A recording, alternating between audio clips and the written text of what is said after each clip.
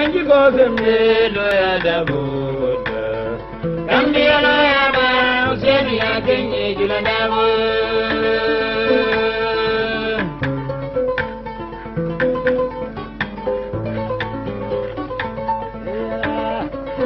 Allah bora pendado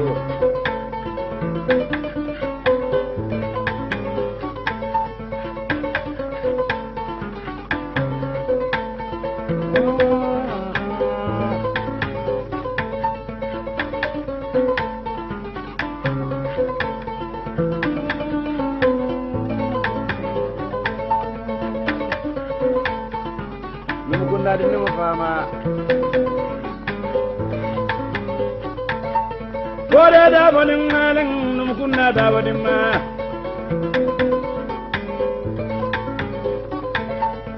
Nanji gozembe do ya da buda Gambia lo ya ma seni ya kenye juda da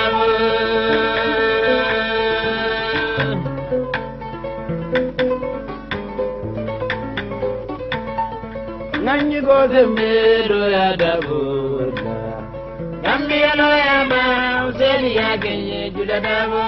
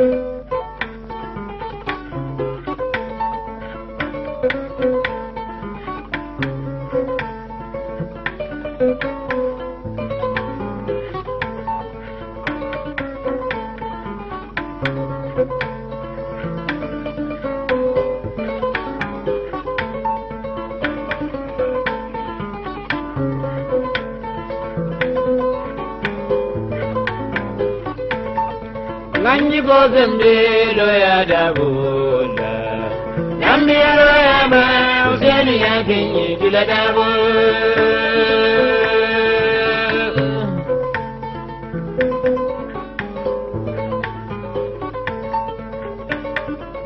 Wallahi juda dabu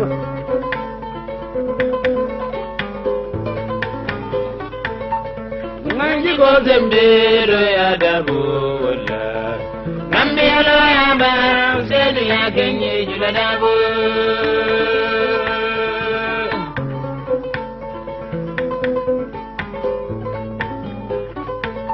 Koki majulan nyaki majula dabu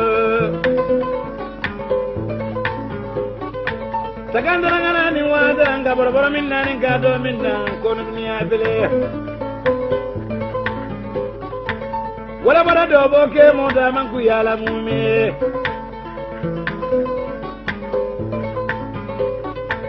Atla bara jimbi dio da dia dalan na judo dabo Nanji gozembe do ya dabo wala Gambia lo ya ba useni ya kenye juda dabo Baraka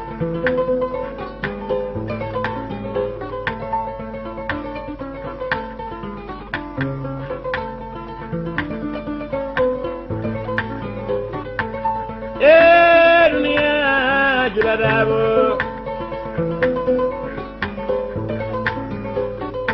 Alina sumu dunia la bambali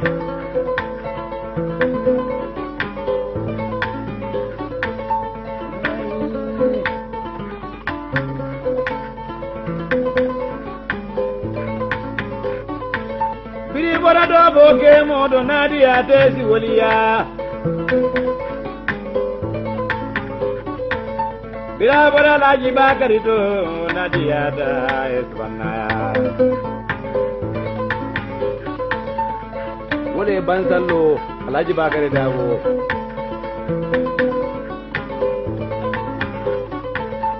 Biri Ibora numukunda dabo do nadia desi manse adabo. Dunia da dunia ngaja jula dabo.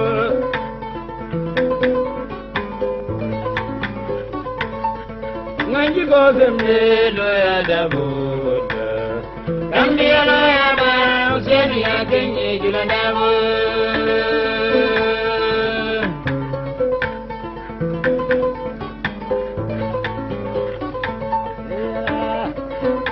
Bora pendado.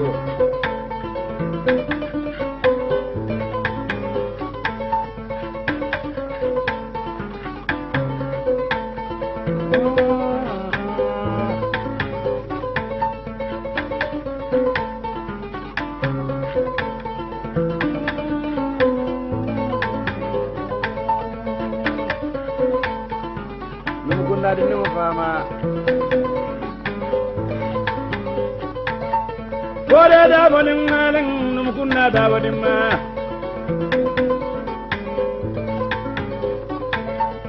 Nanji goze mero ya da bunda.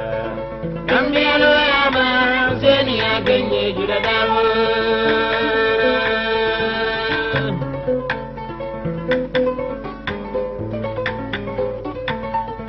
Nanji goze mero ya da bunda. Kambia lo ya ma seni ya kenye juda da bo.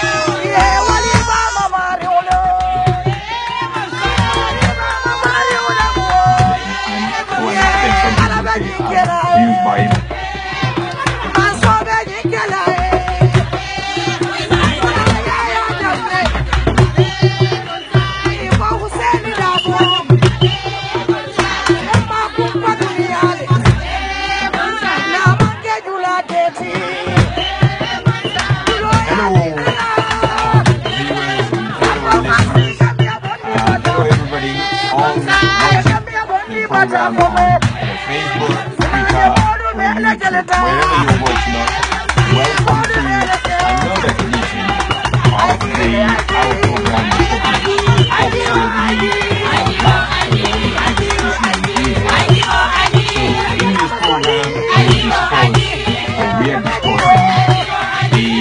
constitutional review proposals that have been publicized or shared or provided by the Constitutional Review Commission in the Gambia, that is empowered or mandated by the statute of Parliament. So Parliament gave them the powers to draft a new constitution for the Gambia, or make recommendations for such, that people will then vote in a referendum to usher the Gambia into the Third Republic. So as we said in this program, it's a once-in-a-lifetime opportunity, which we are now being afforded with.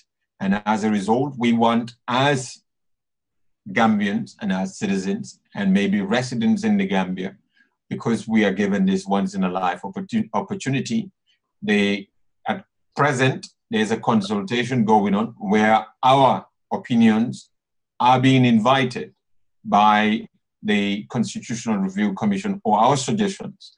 So we want in this program to go through the proposals they have proposed, and then deliberate on them with the best experts that you can get anywhere to help you make sense out of it all, and help you also to make an informed decision on the proposals. So when it comes to making your suggestions, you can be able to make that informed suggestions to the commission, the Constitutional Review Commission.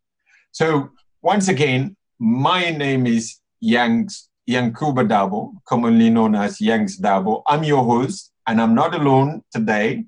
I have my usual panel or co-host with me, and they are your legal luminaries, scholars, erudites in law, who are going to assist me and you make sense of everything that is being proposed, so that we can also be able to participate in this once-in-a-lifetime opportunity. So I have the honor and privilege to share the platform with our learned brother and attorney at law in the United States of America, no other than our brother Sajo Barrow. Also with us on the platform today, I have the honor of sharing the platform with him as well, and that is no other than our learned brother, barrister at law, Joey Goswell, who is based in the United Kingdom. As we proceed in the program, we are hoping that our brother and our usual co-host and panelist who had been with us on this platform for the last 3 or 4 programs that we had, we hope he will be joining us during the course of the program. So, but before then, I would have the opportunity and the privilege and honor to introduce him, or to introduce him before he joins us. And that is no other than our brother. He is also a barrister at law, Sajo Barrow, who is based, not Sajo Barrow, sorry, Famara Singate, who is based in Belgium. And he will be joining us subsequently in the program. So these are my panelists, my learned friends, legal erudites, luminaries, and scholars who are going to be with us today to share their opinion on the new constitutional or the proposal of the Constitutional Review Commission that is shared, published for us as Gambians to go through it, and then they are inviting our suggestions, our opinions to questions that they're raising. And we deemed it fit and we would say necessary for you all to be helped by legal luminaries on legal matters, because constitutional provisions are legal provisions that which lawyers will have to argue in court subsequently in the future. So we want you to know the meaning of probably every phrase or word that is written or proposed by the Constitutional Review Commission. So once again, welcome to this program, and thank you for joining us today on the UDP TV and media platform on Facebook, Twitter, YouTube, wherever you're watching us. So before I go on to read the proposals, last week we talked about elections. We dealt with elections, the proposals for elections under the new constitution. So we talked about the right of the diaspora voting, and because that is proposed in the proposed constitution, that which they are hoping will be ushered in, or will usher us into the Third Republic. So we talked about elections last week. We talked about boundaries, electoral boundaries, and whether that can be amalgamated with the Independent Electoral Commission to become one body, or they should be separate. We dealt with that last week. And week before that, we talked about, what did we talk about? Week before, it was fundamental rights and protection of those rights. We talked about our fundamental rights and the protection of that. And the week before that, we talked about citizenship. This week, as we promised you last week, we're going to talk about presidency. So when people talk about the Constitution, normally they will say you have 3 estates in the Constitution, or some people will say there are 4 estates, the 4th one being the press and the media. So one of the key pillars of Constitution or constitutional tenets or constitutional principles is what we are going to be talking about today, and that is the executive, the head of state, the presidency. They're one of the most important estates of or pillar of a constitution, the presidency. So we'll look at what are proposed by the Constitutional Review Commission. So, but before we delve into the topic, I would like to give the opportunity to my co-host and panelists to make their introductory remarks. So let me say welcome to our learned brother, Sadio Barrow. Then I can go to the Alcalo of the show, and that is no other than our Kafo man himself, Joey Gospel. So, but before I go to the Alcalo and the Kafo man, you could see his insignias that he is wearing today, the medals, so many of them, and obviously we are proud. And today coincide with the Memorial Day, when the whole world, or I would say many countries, are today marking the 100 years of peace, 100 years since the armistice was signed or was agreed in, I believe it's 1918. That was 1918, which marked the end of the First World War. So a lot of countries are marking that day today. So Joey is wearing that insignias to remind us all of what humanity had achieved since the First World War. But we went into the Second World War, so obviously one would say that was a setback. But nevertheless, today is a commemoration day, and we also want to take the opportunity to pray for those that also the people that died on November 11 in the Gambia as a result of what was alleged by the Jammeh regime, or the brutality that was meted on them, because they were never brought to any court of law in order for them to be tried, for them to have their say, but they were summarily executed on that fateful day on the 11th of November, 1994. So let me go to my brother to hear his introductory remark, and that is my learned brother. Sadio, welcome to another edition today, and hopefully we are hoping to have a very fruitful conversation or discussion today. Welcome, Sadio.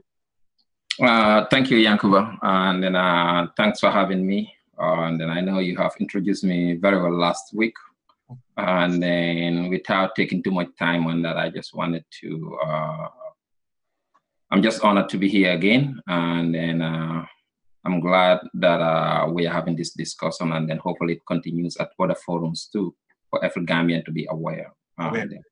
Indeed. what this means, and then that way we don't have to, every decade or two, we don't have to, we can do away with, constitutional change of constitution, or at least maybe amendments. That might be some of the things we can do.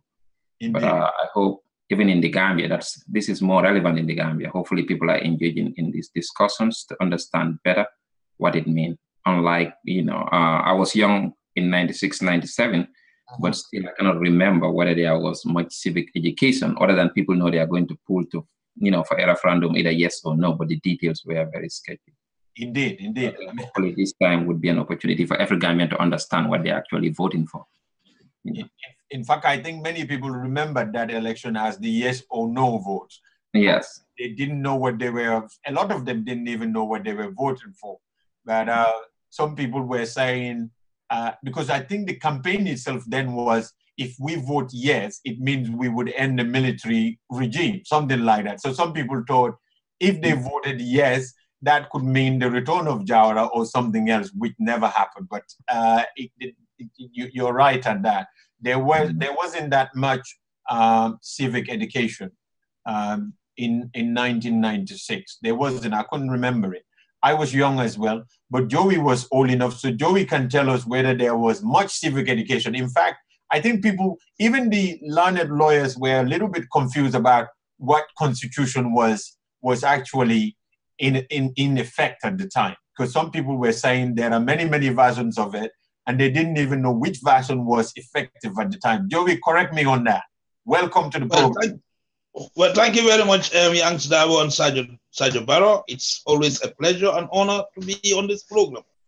I always take this as a refresher course because it's many years ago since I did constitutional law.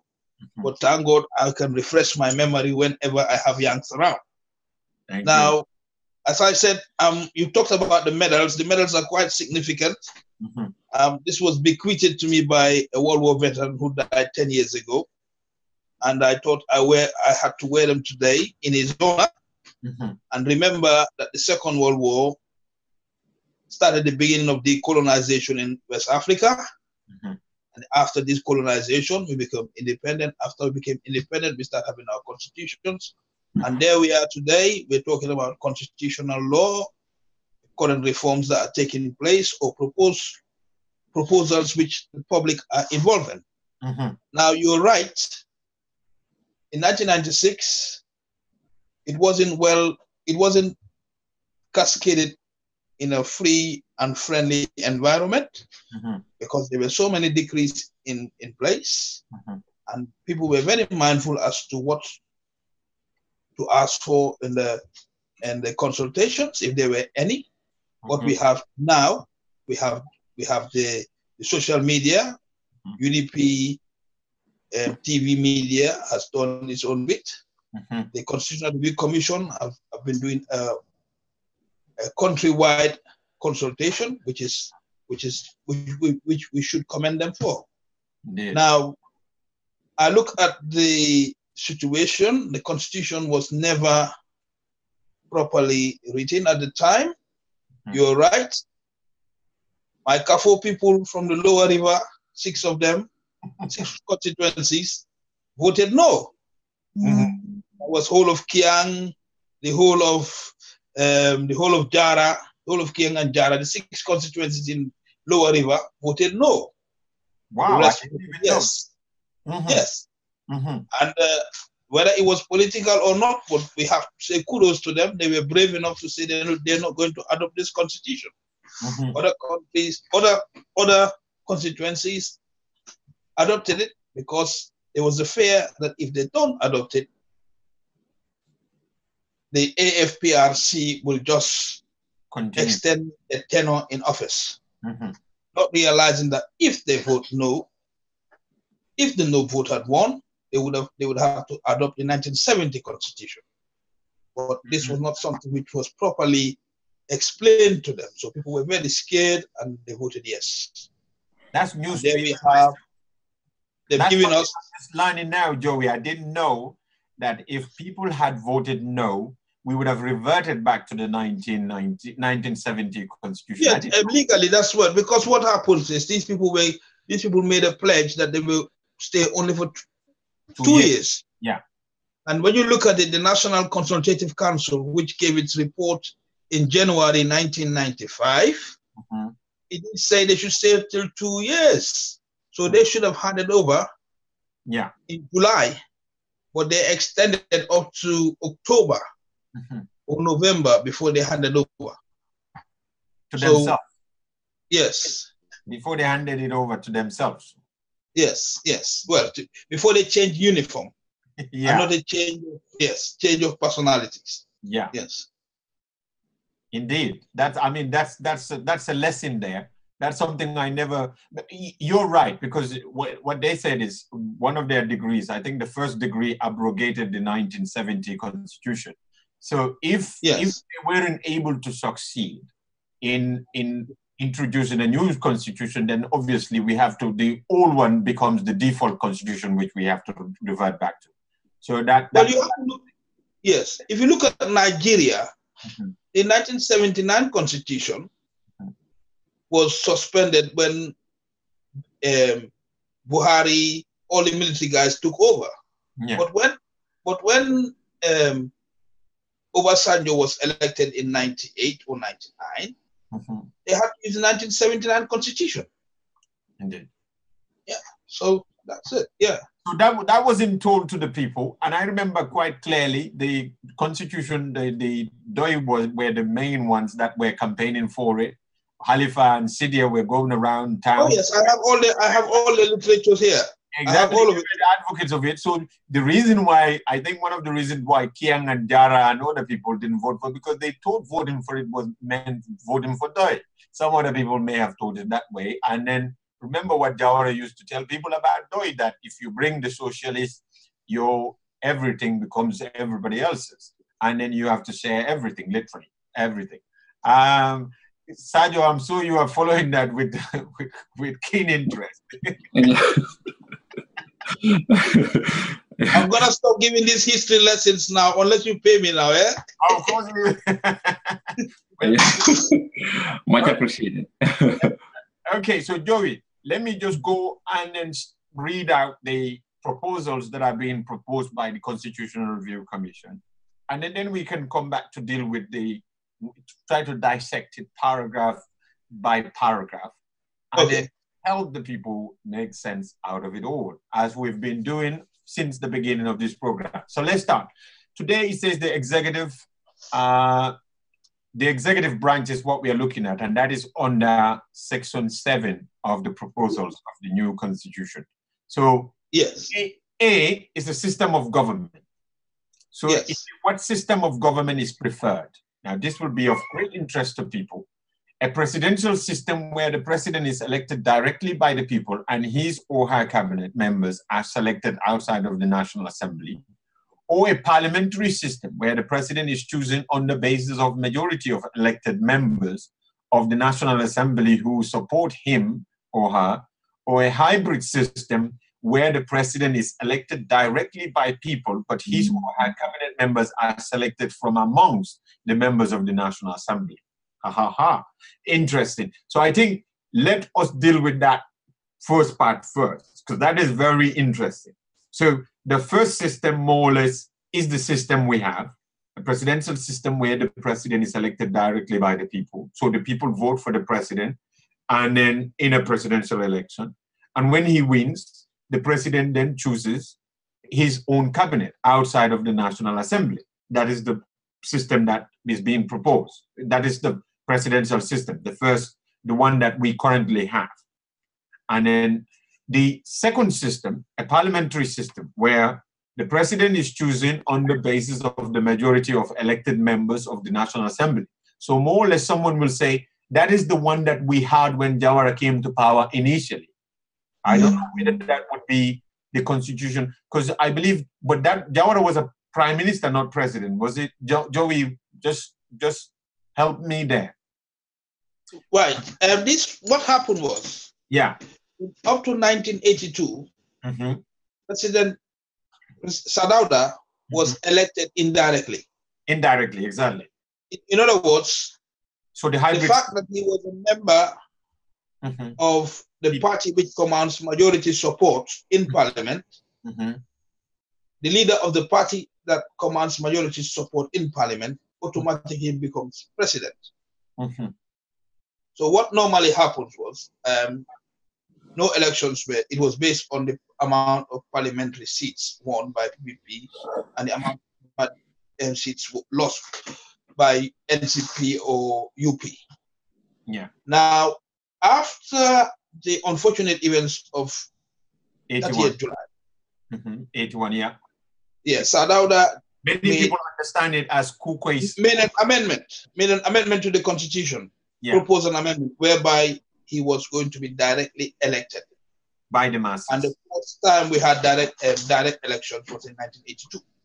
Yeah, but even prior to that, all elections were indirect. And it was easier. Yeah. So when you go to the poll, all you do, you just elect a parliamentary candidate. And based on the amount of parliamentary candidates you've got, in those days, there were only 36 MPs. So if you win, more than if you win 29, or if you get the majority, you form the government. And when you form the government, you have to elect, you have to select your ministers from parliament. From the parliament. On top of that, in the constitution, it says that the Attorney General is an ex-officio member of parliament. In other words, the Attorney General doesn't have to contest elections. The fact that he's a legal advisor is automatically a member of parliament. Automatically a member of parliament, yeah. Yes. So, yes. Thank you very much, Joey, on that. So if I get that right, because we're dealing with the question here, we're dealing with the three systems. So yes. So Jawara was indirectly elected initially, as you rightly said. Yes. So where he was obviously voted by the constituency that he was representing, isn't it? So he has.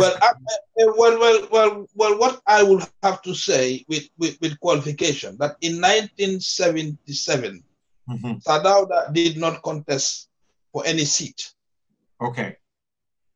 Because it's not a requirement for Sadauda to be a member of parliament in order to become a president. Yeah. I do not believe, I also don't think, I think the last time he contested, I think would have been in 1970. And I think it either be Combo Central or Combo East, Kafuta area again. No, so I don't think he stood for Combo East, because Combo East was always Lamin Kitty Jaban. No, but I think Kitty Jaban came later. I think if I check. You know. Kitty Jaban may have come later, or Kitty Jaban was there when Famara was a Ture or whatever. Or maybe Famara was. You might be right. Famara was a Ture was Sadauda's stepdad, wasn't it? Yeah. Yes. You might be right. It might be that he contested on the Combo East seat. Yeah. Either Combo East or Combo Central. Yes. So he either handed over to Dembo Jata or handed over to Famara Wasature or Kitty Jaba. But at the time, 66 and all that stuff, Sadauda was contesting for elections because he had to be a prime minister. He had to be a prime minister. So that was later changed to president, obviously. Yeah, in 1970. Yes. Constitution. Okay. So just to help our listeners understand, and I will come to Sajo on that very soon, but just to help our listeners understand. So the systems, the three systems that are being proposed here by the Constitutional Review Commission, it would seem that I would say we had a parliamentary system where the president is chosen on the basis of majority elected members of the National Assembly. So the second option was what you were describing here. Yeah. Which the president was chosen as a result of, on the basis of the majority of elected members of the National Assembly. So, and then the hybrid system is a system where the president is elected directly by the people, but his cabinet members are elected from amongst the members of the National Assembly. So that narrowed, people will say it narrowed the president's it narrowed the pool, or the pool of the intellectual pool that the president can tap into in order to select his cabinet ministers. So people will say so many experts would be excluded if you go with that option. So I'm just trying to explain the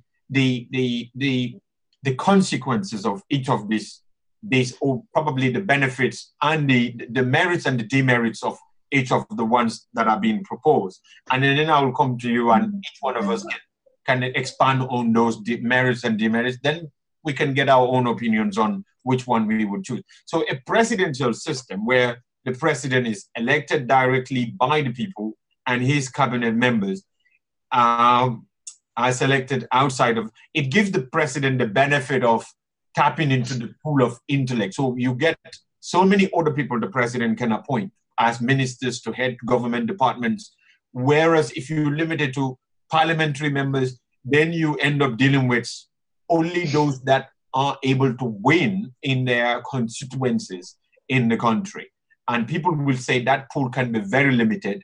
And then some will say Sadauda had similar problem, and that was one of the reasons why his cabinet always was the same sort of ministers, year out, year in. Every 5 years, it's been more or less the same ministers who have been manning the same ministries for so many years. And even if those ministers are not corrupt, the fact that they've been there for too long tend to give that impression, because obviously their salaries would become so much that they are able to do a lot of things. And their lifestyle changes, sort of elitism culture grew, and some of those ministers, some of the members might be appointed as a result of political patronage rather than the intellect that they command or they have or possess. So people will say those are demerits of the presidential system, but the merits there is that the presidential, no, people will say that's the demerits of maybe a hybrid system or a parliamentary system.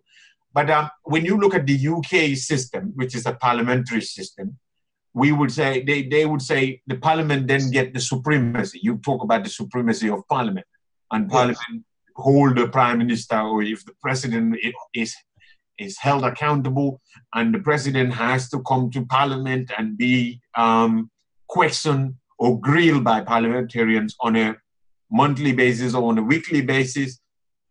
In that way, the president doesn't sit at the State House and feel like he's a king rather than a servant of the people. So that is one of the merits of a parliamentary system.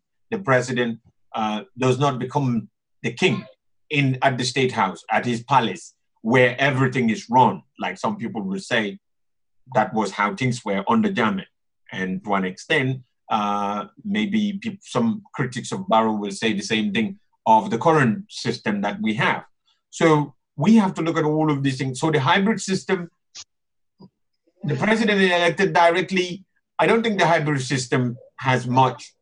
The only merits I would say in a hybrid system is that because the president doesn't have to go to parliament, he just sits in his palace, but he is limited in terms of the pool of intellect that is available to him to appoint. So those are the merits and demerits, I will say, and I will pass on to Sadio to hear from Sadio as well. Then I can come to you, Joey. I know you have a lot to say on that. But Sadio, what is your opinion on these ones, Sadio? I don't know. If you need me to repeat it, I can repeat it for you. And then the only thing to me here is my take. I think any system is vulnerable to abuse if we don't have proper check and balance. So to me, to say that if we have a hybrid system, there would be a proper check on the president's power, or a parliamentarian or presidential, would be a fallacy unless and until each and every institution, if we have, true separation of powers. So whenever there is a true separation of powers, neither branch could act ultra virus. So that's my thing with it. The only thing for me in terms of my position, as a citizen, what I would prefer, I'm not a big fan of hybrid system of government. for the mere fact that I don't want National Assembly members to be at the same time ministers to the president, because I'm thinking a little bit of conflict of interest. And we ought to give president some little bit power, or if we want a president to succeed and then they have a set of policies, we want them to, execute their policies or appoint their ministers based on people who think in the same line, that if they fail, we understand it's his team. That's what I would require. That's why, to me personally, I'm not a fan of, a hybrid system. Yeah. Gambia, in our case, to me, I would advocate for a presidential system of government, but I would just ask for a strong check and balance for two reasons. We can agree, you might be in line with one president as, for instance, policies or whatnot, because they represent the country overall. I can vote for President X because even though we may not have much in common, but in terms of policies or my priorities, he advocates we have more in common than the other candidate. But even though, let's say, I'm a member of Party X, and then Party X went for national election at the presidential seat, I can vote for them because my policies may, align with my interests as a citizen. That's what I want at the time.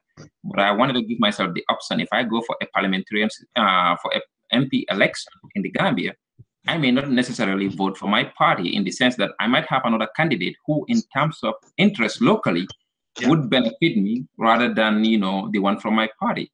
But in terms of national goal, I have a party member. And then, in fact, giving that person the opportunity would also serve as a check on my own president that I voted in. So I think that would be a better, for me, I would rather, advocate for that.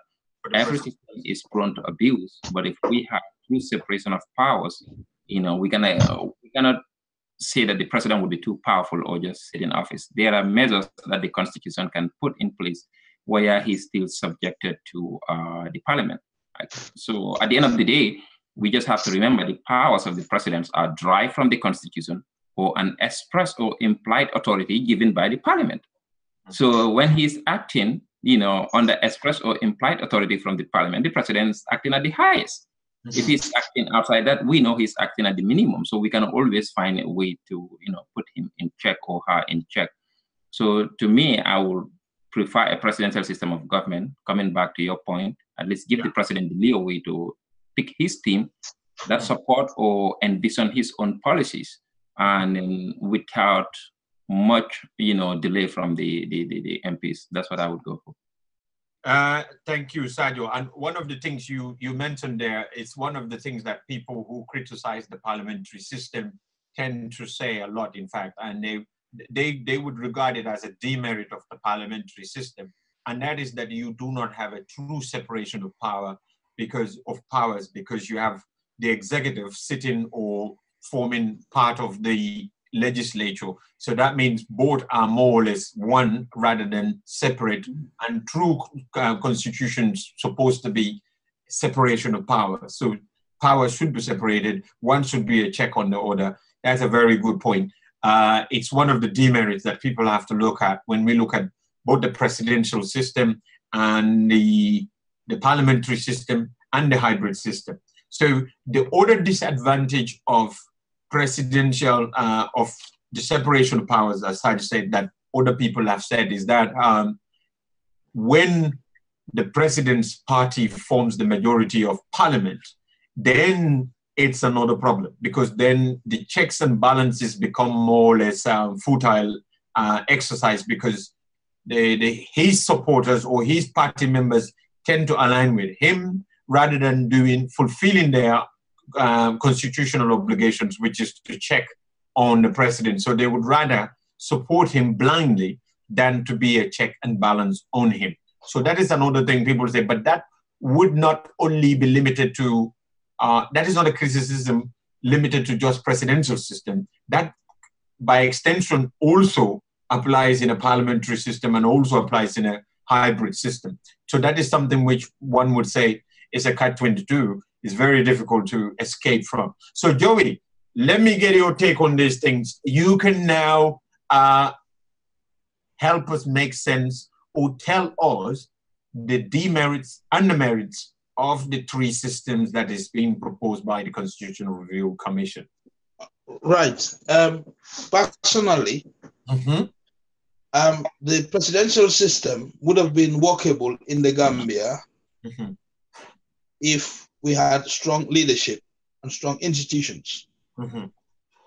And I have seen in the last 22 years how President Jammeh has abused the system. Yeah. I will have to confess to you that when this draft constitution was brought for adoption and discussion, I felt very bad about it because I felt that this was a bad precedent. But in totality, we couldn't reject the constitution because there was this suspicion that if we reject the constitution, we are going back to the bad old days. Now, some will say the parliamentary system wasn't good enough.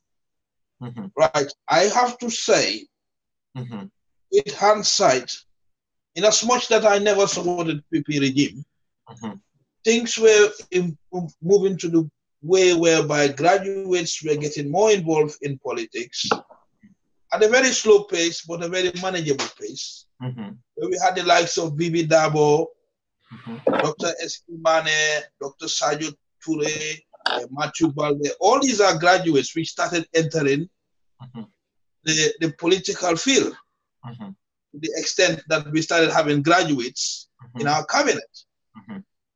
Graduates in parliament, giving cause for us to have graduates in parliament. Now, yes, you will be confined in 5 years to focus on 36 MPs. If you've got 29, your best 29 as to who you'll make ministers. Now, we look at President Jammeh. How many ministers did he appoint between 2011 to 2016? The last time that I think it was this Jollof newspaper did a head count last time, it was about 80-something ministers that he appointed. Oh, 102, I'm afraid. Yeah, it went up. I can imagine. Yeah. 102. Now, what we've seen in that case is that people have just been made ministers, you're a technocrat, and that's it. Yeah. Now, if you look at the British system here, it's not about you being you're a minister, but what you need is a very strong civil service policy advisor that can advise you on the issues. Yeah? Now, if you look at other African countries that have taken the presidential system, what they've done, like in Nigeria again, in 1979 constitution or 1995 constitution, what they've done is that for you to become a minister, you have to go, if you are selected, if Yanks Dabo is selected as Attorney General, he has to go before a select committee of the House of Representatives and the Senate before his appointment is approved.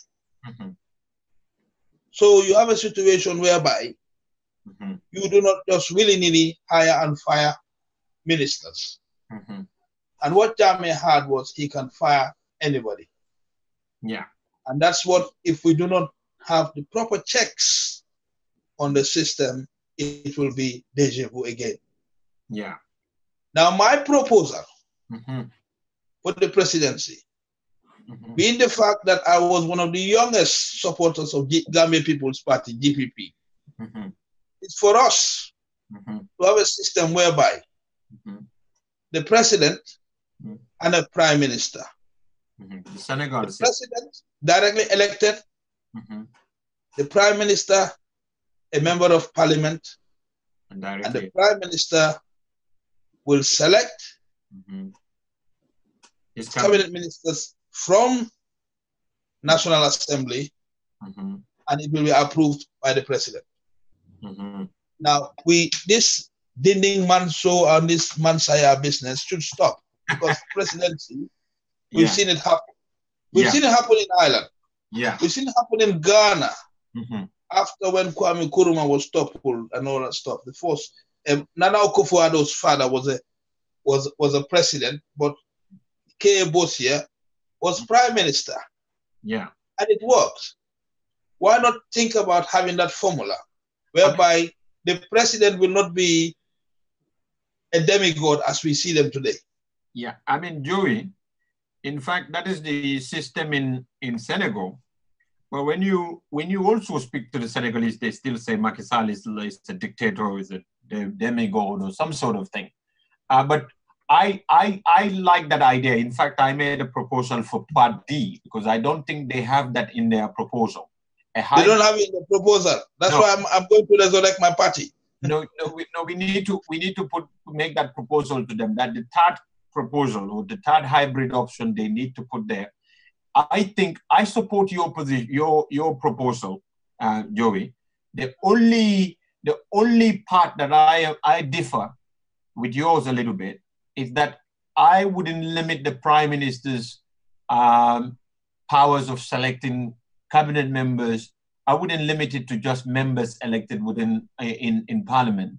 I would want it to be broader than that. I would say the Prime Minister should be able to select anybody based on the competency, but that person's selection should be confirmed by Parliament. But the problem you have is if the Prime Minister is a parliamentarian, he is bringing his own man to the cabinet, people will criticize that one as well to say, well, hold on here. He is going to vote on his own appointee in Parliament. How fair is that? That is another issue. But I prefer the system you mentioned because I think if we deprive the president of the powers to select ministers and then to fire them and all that thing, then that diminishes the president's powers. It reduces their... What is the constitutional monarchy? Yeah, some people call it presidential monarchies in Africa. Yeah. Yes. I think this guy in his book, The Constitutional of Gambia, what's his name again? Usman Jammeh. He calls it presidential monarchies. So it's another way of limiting the presidential powers. But I think that is a very good point because that is not in the proposal. And I think we need to propose that to them. That is another option that ought to be looked at. And then it needs to be proposed to the people and let the people be able to make suggestions on that. So I would say to blend it with what Sajo was saying, the Prime Minister can be from Parliament and he is obviously going to be answerable to parliamentarians on a weekly basis, and as well as he is going to also be answerable to the President. So that makes his job a very tough job indeed. And then if he's going to appoint people, he will then have to choose the best people because he knows that he's not only accountable to Parliament, but he's also accountable to his President. And the President is going to ask him, especially if one of his ministers makes something that is generate much public outcry. And I think the President is going to be looking at the Prime Minister, and the Prime Minister is definitely going to knock on that minister's door and say, well, hold on here. You've done something that which I have two people who are looking at me in a funny way as a result of your conduct. So maybe you need to think twice. Let me gauge Sajo's opinion on that position. Sajo. For me, I don't know. I tend to depart of history. Huh? Here is my thing. I mean, Africa, the problem is it's not a good measure for some of these things in terms of history wasn't kind to us with what we saw.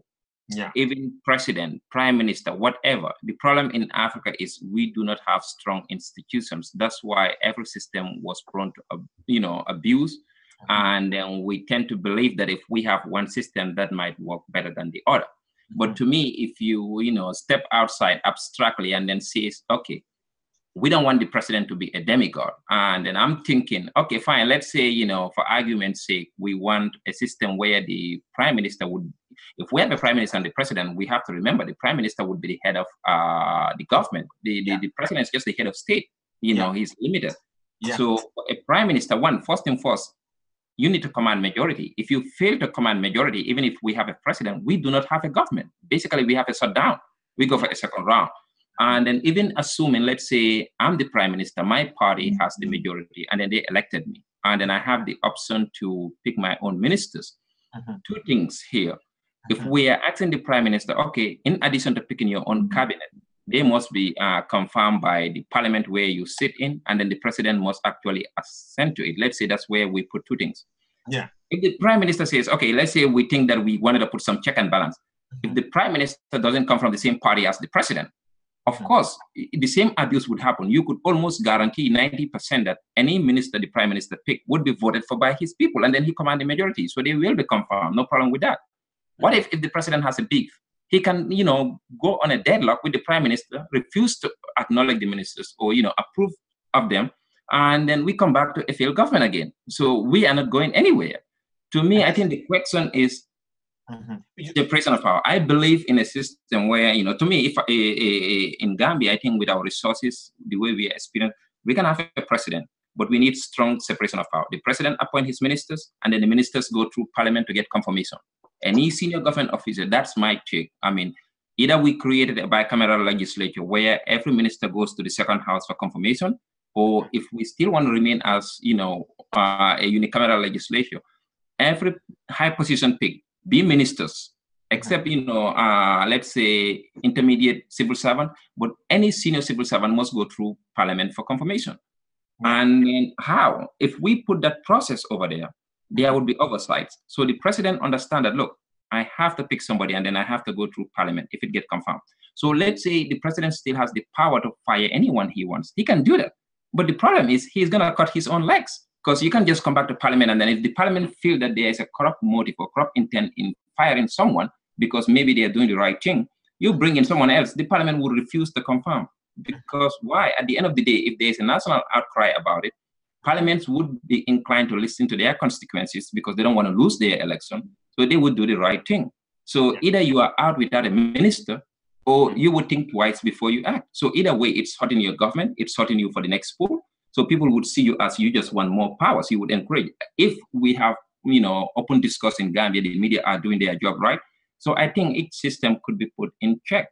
The only thing I know Africa, it's difficult to say how things work, but prime minister could abuse the system, the president could abuse the system. That's why we have the courts. If we have true separation of powers and then strong institution, each system can work.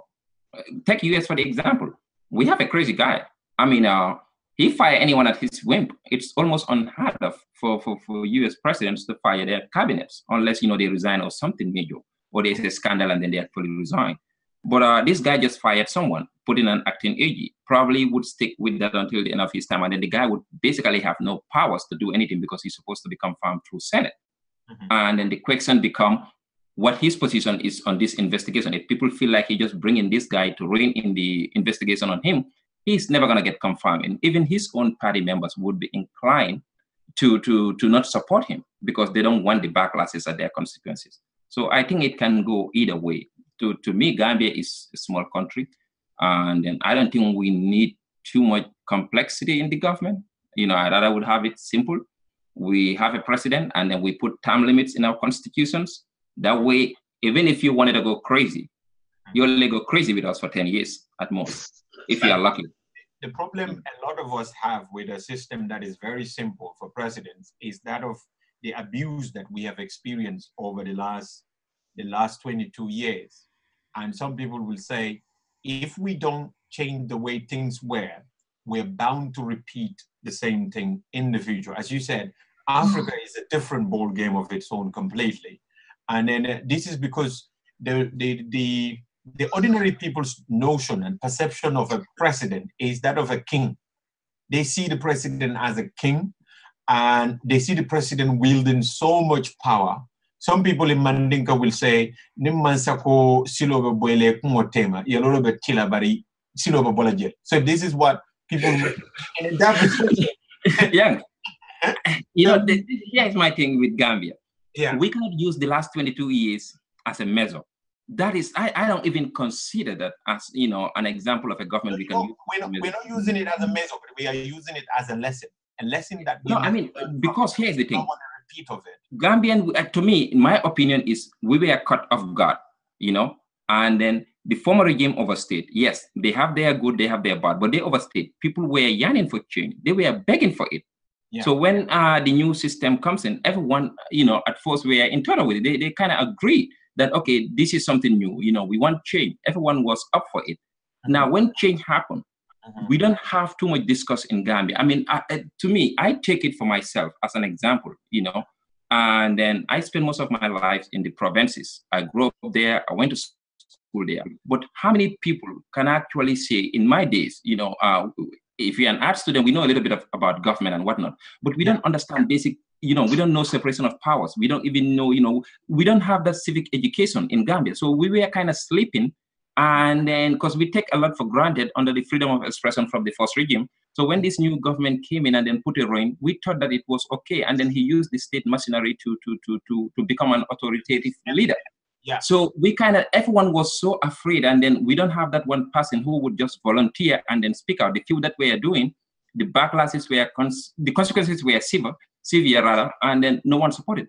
But my opinion is Gambia as it is now, no one is going to take Gambia for a ride again. Those days are over. I mean, you can try, but you would never succeed. No one is going to take Gambia for a ride again. So the idea that one person would come and be so powerful, do what you like. I mean, you might have some enablers here and there, but it could only last for so long. People are aware. The media, you know, is reaching out to people. So I mean, Sadio, at the moment, we have a presidency that is able to give parliamentarians $10,000. That means parliamentarians are earning far too less. The president had to give them vehicles. So the president almost is as powerful as the government because the president is sponsoring the government. No one is holding the president accountable. So we already seen the signs of a repeat of what we have had or what we went through in the last 22 years. And that is continuing, and some people will say, it's getting even worse until we have and the other problem we have is, and this is the problem because our institutions are weak, and they are weak in the main reason why they are weak is that of, in terms of remuneration is a big problem for a lot of especially the legislature. So parliamentarians end up being in the pocket of the president. And the president literally gets away with everything that he wants because he gave them the vehicle that they're driving on.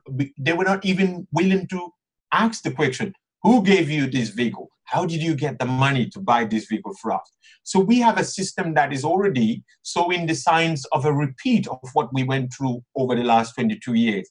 So many people are now looking up to this constitution and saying, how do we curb the president's powers? How do we make the president accountable so we can know every penny that the president has, who is giving it to him, and all that?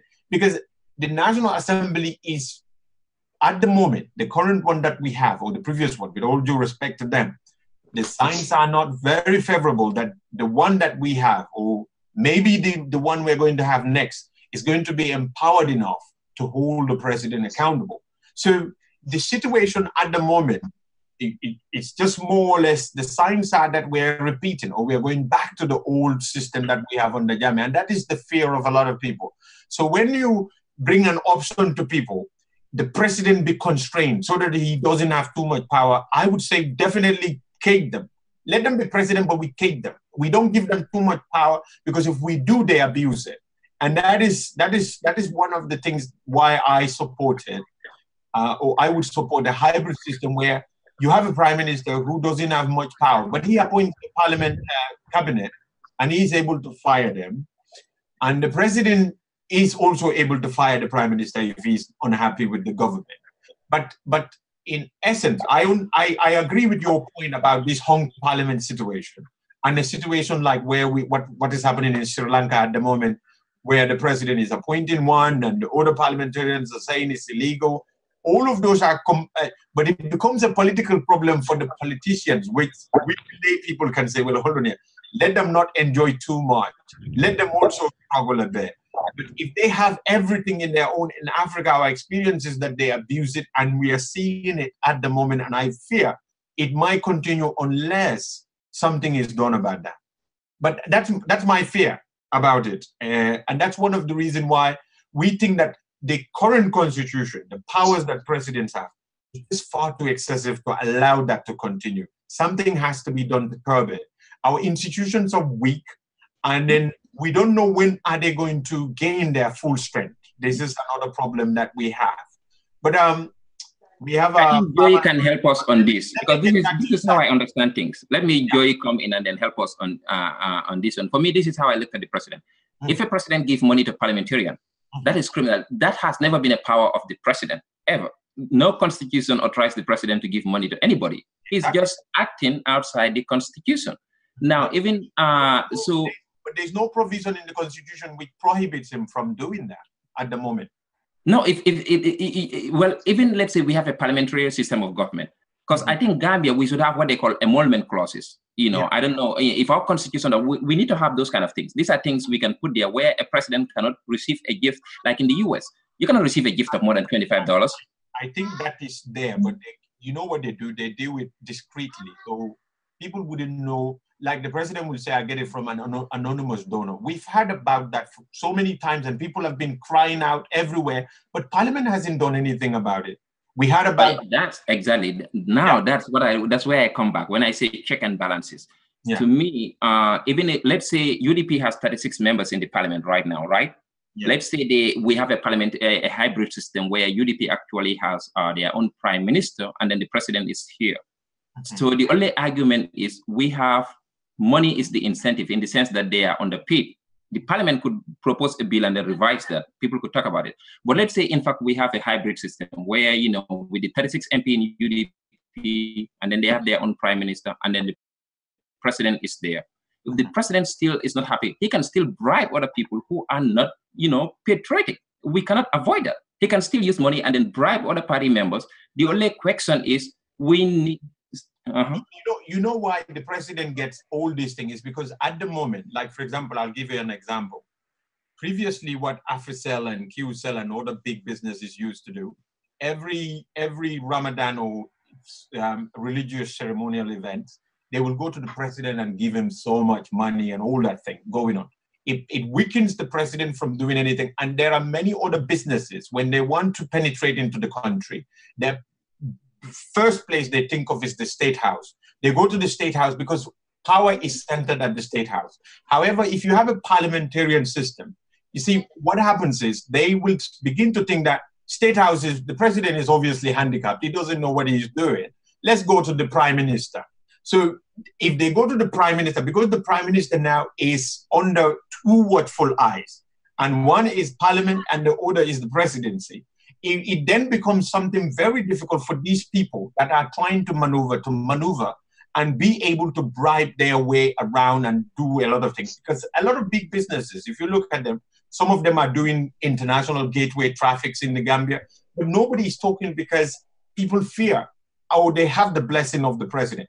And there are so many other businesses that are coming through the back door. Ministers can't do nothing because they have the command comes from the president's office. So all of these are issues which makes it important for people to now centralize that power, to diminish it from being centered at the president's office, the State House, to somewhere else, maybe prime minister's office. It helps a lot because our unitary system of parliament, it's not helpful. It's not helping, and it is weak. And I support your position.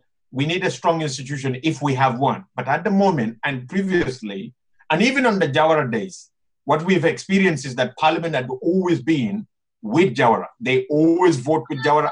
Whatever Jawara wants is what they carry on.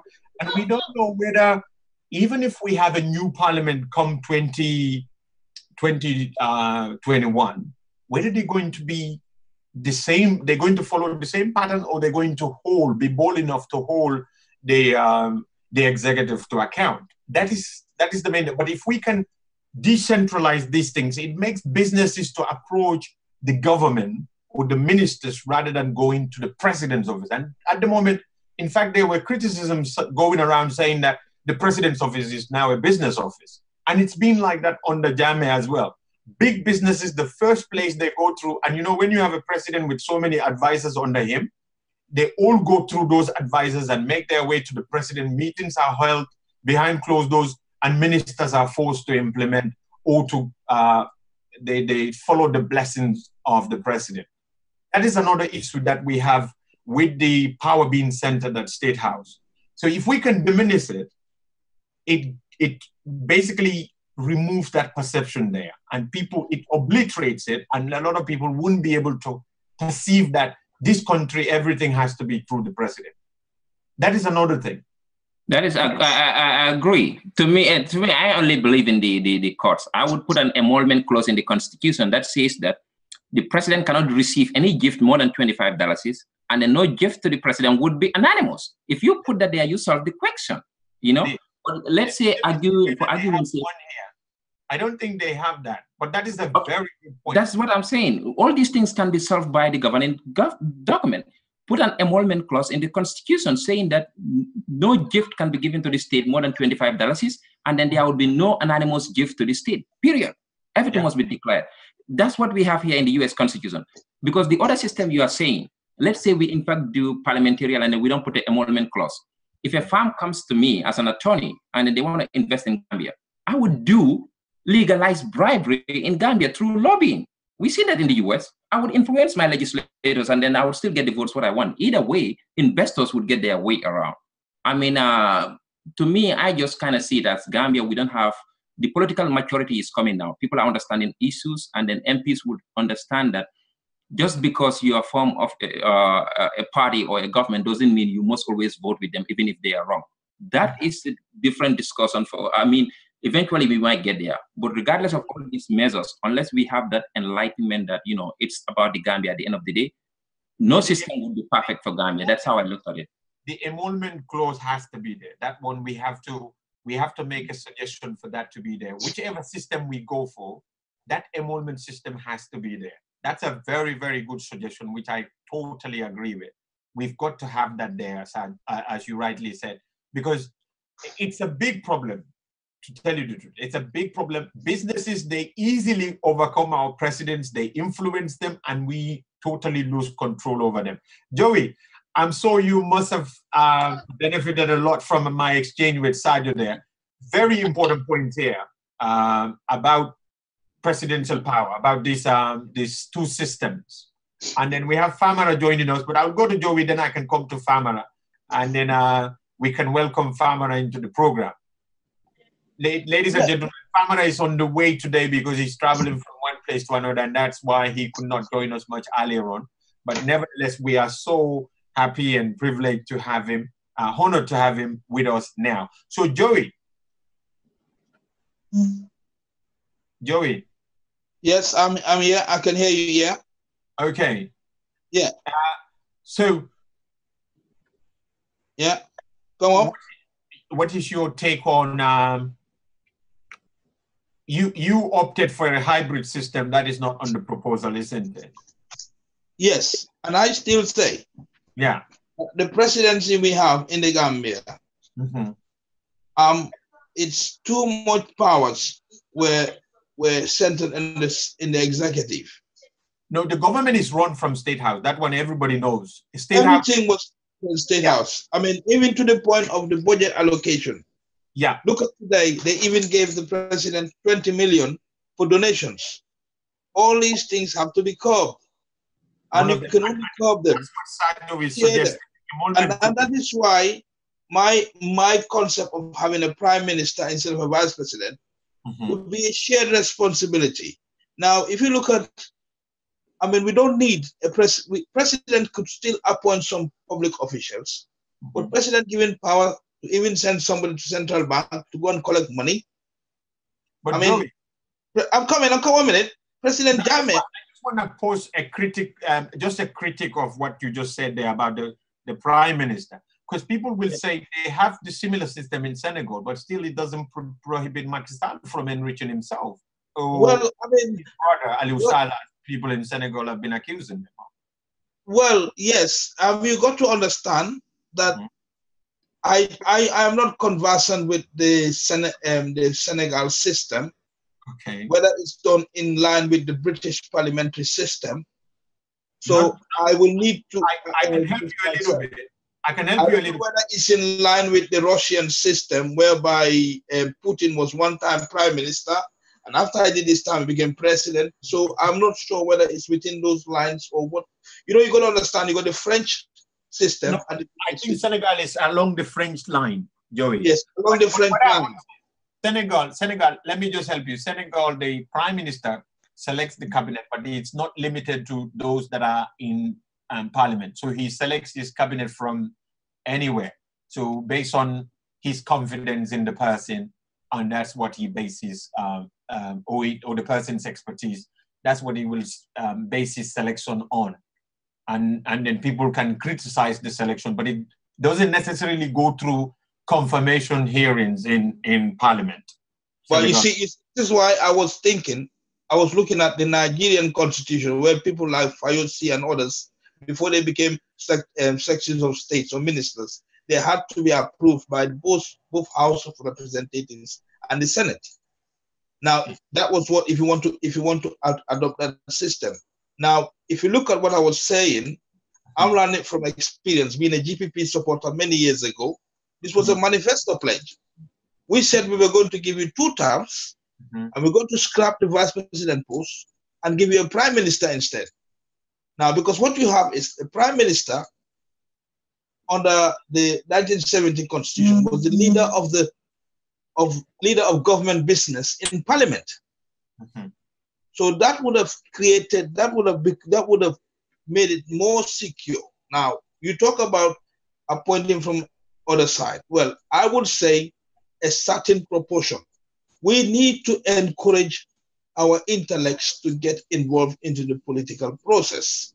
We don't want our intellects to sit down and wait to be appointed a minister because of this. They need to go there, they need to be on the beat, they need to get involved with the grassroots and need to understand the issues so that when they're made ministers, they are able to implement government policies. Joey, but I don't support a system. I agree with Sadio. I don't support a system where we have ministers are from National Assembly, and I would, at the moment, we have ministers from a wide range of backgrounds, and then whatever they do, they go to Parliament and the Parliament scrutinize them, but they're able to make executive decisions on their own.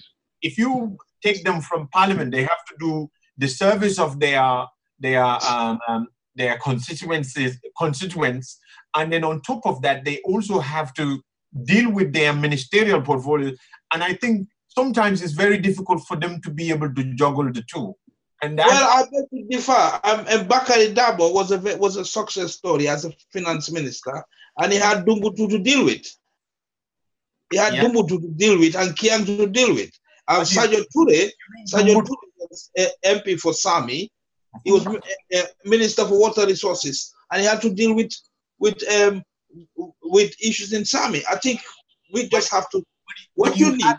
But you give, Joey, you see, you give the perception to the people of your constituents that you as a minister, your department will appoint people from your constituents alone. So if you do not provide jobs for them, what happens is the people in that constituency will end up saying, or constituency will end up accusing you of being in a position, because I remember Lamin Kitijabam coming through that from the people of Combois. They said he doesn't appoint anybody in Combois. He did not appoint them as, they said the police were under him, but nobody in Combois was appointed in police. They said the immigration was under him. Nobody was appointed. So there's this expectation that is given to people, or the perception given to people is that this particular, our MP is the minister of so-and-so. Now we should all be able to dance in that department. I don't know whether you get it, but that, well, I see what you're saying. That calls for political education. I mean, and when you have strong institutions, that will demystify that concept of thinking that the fact that you made a minister for education, all the teachers should come from Kafuta. No, I mean, it needs strong institutions. It needs proper enlightenment, and in the rate we are going now, literacy has gone up to a certain degree. The youths are more aware. It's not as what used to happen in the 70s or in the 60s. People are more conscious of their political rights and what the responsibilities of a minister is. It's all about. What we have is we tend to be so if I say we tend to be a bit paranoid, thinking, if we do this, no, go ahead with it. But we need to make hard choices. Joey, the implications for the minister who then goes back to the same people for votes, and then they give him votes. You know, we said in politics, this is what our people will say. We said, politico mu, I remember this famous quote that someone will say in Mandinka, politico mu baludal mbenga balubari yemma ko ite balun dolta balula. That is not some. So what we imply is quite simply this: you come to us, we vote for you, you go and become a minister, you're appointing everybody from one other constituency, and then you're leaving our people in the rural land. And when elections come, you want to come back to us and ask us for votes. And when we said, oh, how many people have you appointed as anything from our village? And you said, well, I was performing a national duty. And therefore, because, you know, when you are a National Assembly member, we know that you do not appoint. If the only people you can appoint is in your office. If you become a minister, you're running a whole government department where people are being appointed. They're being made police officers. Some people will even say, my son is the son will come to dad and say, oh, you are a big supporter of him. Tell him I have to be promoted from sergeant to inspector. You see, this is why I'm just pointing that the merits of that issue of having an MP as a minister. In UK, the political majority, because obviously the government provides jobs for everybody in the UK. There are many private employers. In the Gambia, there is only one big employer, and that is the government. There is no private employer there. So if you are running a whole government department and you depend on my vote, I will expect you to provide job for my children. It is not a big ask. It's not a big expectation. It's something that you asked me for a favor and I did it. You know, so I'm just telling you how a lay person would think. You can say to him, you need to tell your son, in the UK, you don't need the government job. You can get job anywhere. Asda, Tesco, you can get job anywhere. Literally, the private sector is the private sector employ more than the government. Our system is completely the contrary. So if we take the UK, if we try to extrapolate it from the UK one, we will have a problem, you know, because the government is the one that employs, and people who run departments, the UDP people who are appointed as ministers will tell you this, because people have been knocking on their doors and said, I sacrificed so much for UDP, and when they made Lawyer Dabo vice president, he didn't provide any job for my people. You see what I'm saying? The expectations are something else. So on that point, I think what Sajo was saying, separating the two, I think is something that we have to look at very carefully, because if we... If we're separating the two, I still want to see that if Yanks Dabo doesn't become minister until he goes before the parliament and he's vetted properly. Of course, I think we are all in agreement on that front. Yeah, because that's the main issue, because all Tom, Dick, and Harry are made ministers on the Jame. Yeah. Out of the blue. Joy, if I may, because I know a lot of people might watch this program or even after. Here's the thing, in terms of, you know, when we say, I don't know what context you guys are saying it, because I think we ought to make this thing clear to the Gambian people. That's right. To me, this is how I view it. There's a difference between a president who is, you know, usurping power or abusing power than the president has too much power. So if we sit here and say, oh, the president has too much power, there's too much power at the State House, the Gambian people might think that the Constitution legally provided so much power to the president to the extent that there is no check and balance, which is contrary. Even the 97 Constitution, if you looked at it, you know, it does limit the powers of the president. It doesn't give unlimited powers to the president. The problem is the president actually usurp powers or actually abuse it or extend it. We just don't have a proper check from the National Assembly or the people in Gambia, like the third branch, which is the judiciary. No one is filing suit to uncheck the president declaration. When President Trump declared that here, you know, he's going to make a travel ban, which is completely within the discretion of the president. When it comes to immigration and nationality, the courts agree that the president has unlimited powers to make treaties. Those things are non-justiciable issues. The problem is when it was based on corrupt intent. You cannot promulgate a law or a policy that goes, you know, on the basis of creed, nationality, or whatnot. So people challenge it not because he doesn't have the authority to do so, but he was bringing that policy in bad faith. He was discriminating, which was unconstitutional.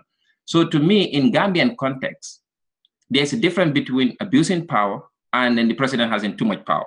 And then when we say that, people get confused, oh, president has power sort of back, so we need to change the system. No, the president doesn't have any power. The president is actually extending his own power contrary to what the law says. So that's for us as a citizen to either file suits at the court, make sure there's proper check and balance, or the National Assembly to do it. But legally, he doesn't have certain mandates. So we need to make that clear to the population for them to understand that.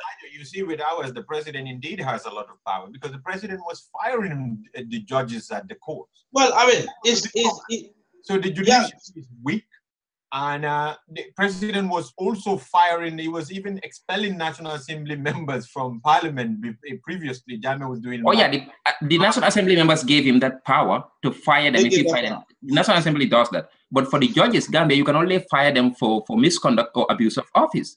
But no one was challenging that at the Supreme Court because most of the judges were from foreign country. They get their money, the contract, they leave, and nobody challenged. Yeah.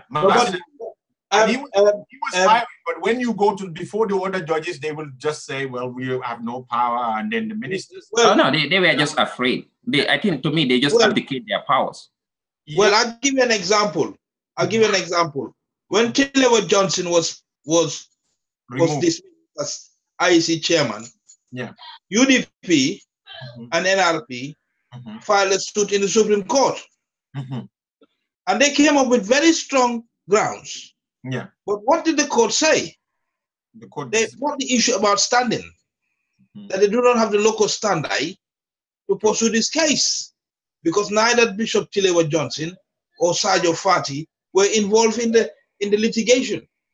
Now, if you say that, and then you say Section 4, everybody has a right to defend the Constitution, when what these people were doing was basically trying to defend the Constitution to make sure that Tilewa Johnson or others were not dismissed from their jobs illegally. Where is the jurisprudence? Yes, Joey, thank you so much. Let me now introduce Famara, because Famara is now on and he's been around for a while. So Famara, welcome, my brother, wherever you might be. I did explain to the people that I did extend your. A lot of people are asking, where is Famara, man? So I said, unfortunately, he is on the move today, so he's going to join us whenever he has a good reception.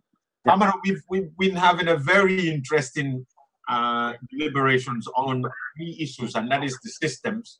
We were meant to spend only 1 hour, but it had taken us an hour and a half. You know, when you have lawyers debating it, it never ends. You know. Yeah. But I learned a lot, and I'm sure the listeners have learned a lot as well. And that is the benefit of the whole program, is to help the listeners understand all these things. And if we don't debate it, people wouldn't know. And that's the beauty of it. So now a lot of people are beginning, I believe, to think, what system is best for us? Because do we give our president enough powers to govern us properly?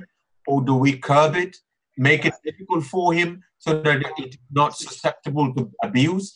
Sort kind of thing. So welcome to the program, and you are not a stranger. So I already introduced you to everyone in my intro, so you can just do your welcome remark and delve into the topic. Welcome. Yeah, thank you very much, Council Dabo, Mr. Goswell and Sajo. First, I have to give my apology to the listeners and viewers as well, and to my colleagues also on the platform. As you can see, I'm still on my way traveling. I just leaving the lobby now to go, but I have to endeavor to join you on the platform. So sincerely, I apologize for any inconvenience. And it's also nice to be back with you. I will join again after the introduction while I will be driving back home. So I said thank you all, and let's move on. Thank you so much. I think we have exhausted the main issue of the systems. We've been on it for a very long time, and we had our opinions on it. So the issue, I just want to hear your opinion, then we quickly go into qualifications and then the other ones, because we have less than an hour to go. You know, I don't want to I made a promise to Sajo and Joey that I'm going to limit it to 2 hours, and we are almost hitting the 2 hours. And you know, lawyers' time, they said the lawyers' time and advice are his stock in trade. That's what you have to pay them. So we are indebted to them so much, and we cannot take too much of Sunday because Monday is it's a busy day for lawyers. And we're going to be back next week. So the question is, we're dealing with system of government. The Constitutional Review Commission proposed the following questions. They said, what system of government is preferred? So they are asking us, what system do we prefer?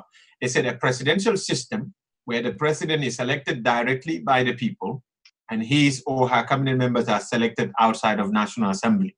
A. B. A parliamentary system where the president is chosen on the basis of the majority of elected members of the National Assembly who support him or her. C. A hybrid system where the president is elected directly by the people, but he or her cabinet members are selected from amongst the members of the National Assembly.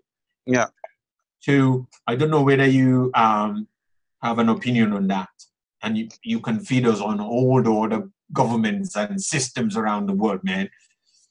Yankuba, basically, thank you so much. I didn't get the first bit because I was switching from the hotel Wi-Fi to my personal internet, but it's still okay. I think I get the gist of what you're talking about.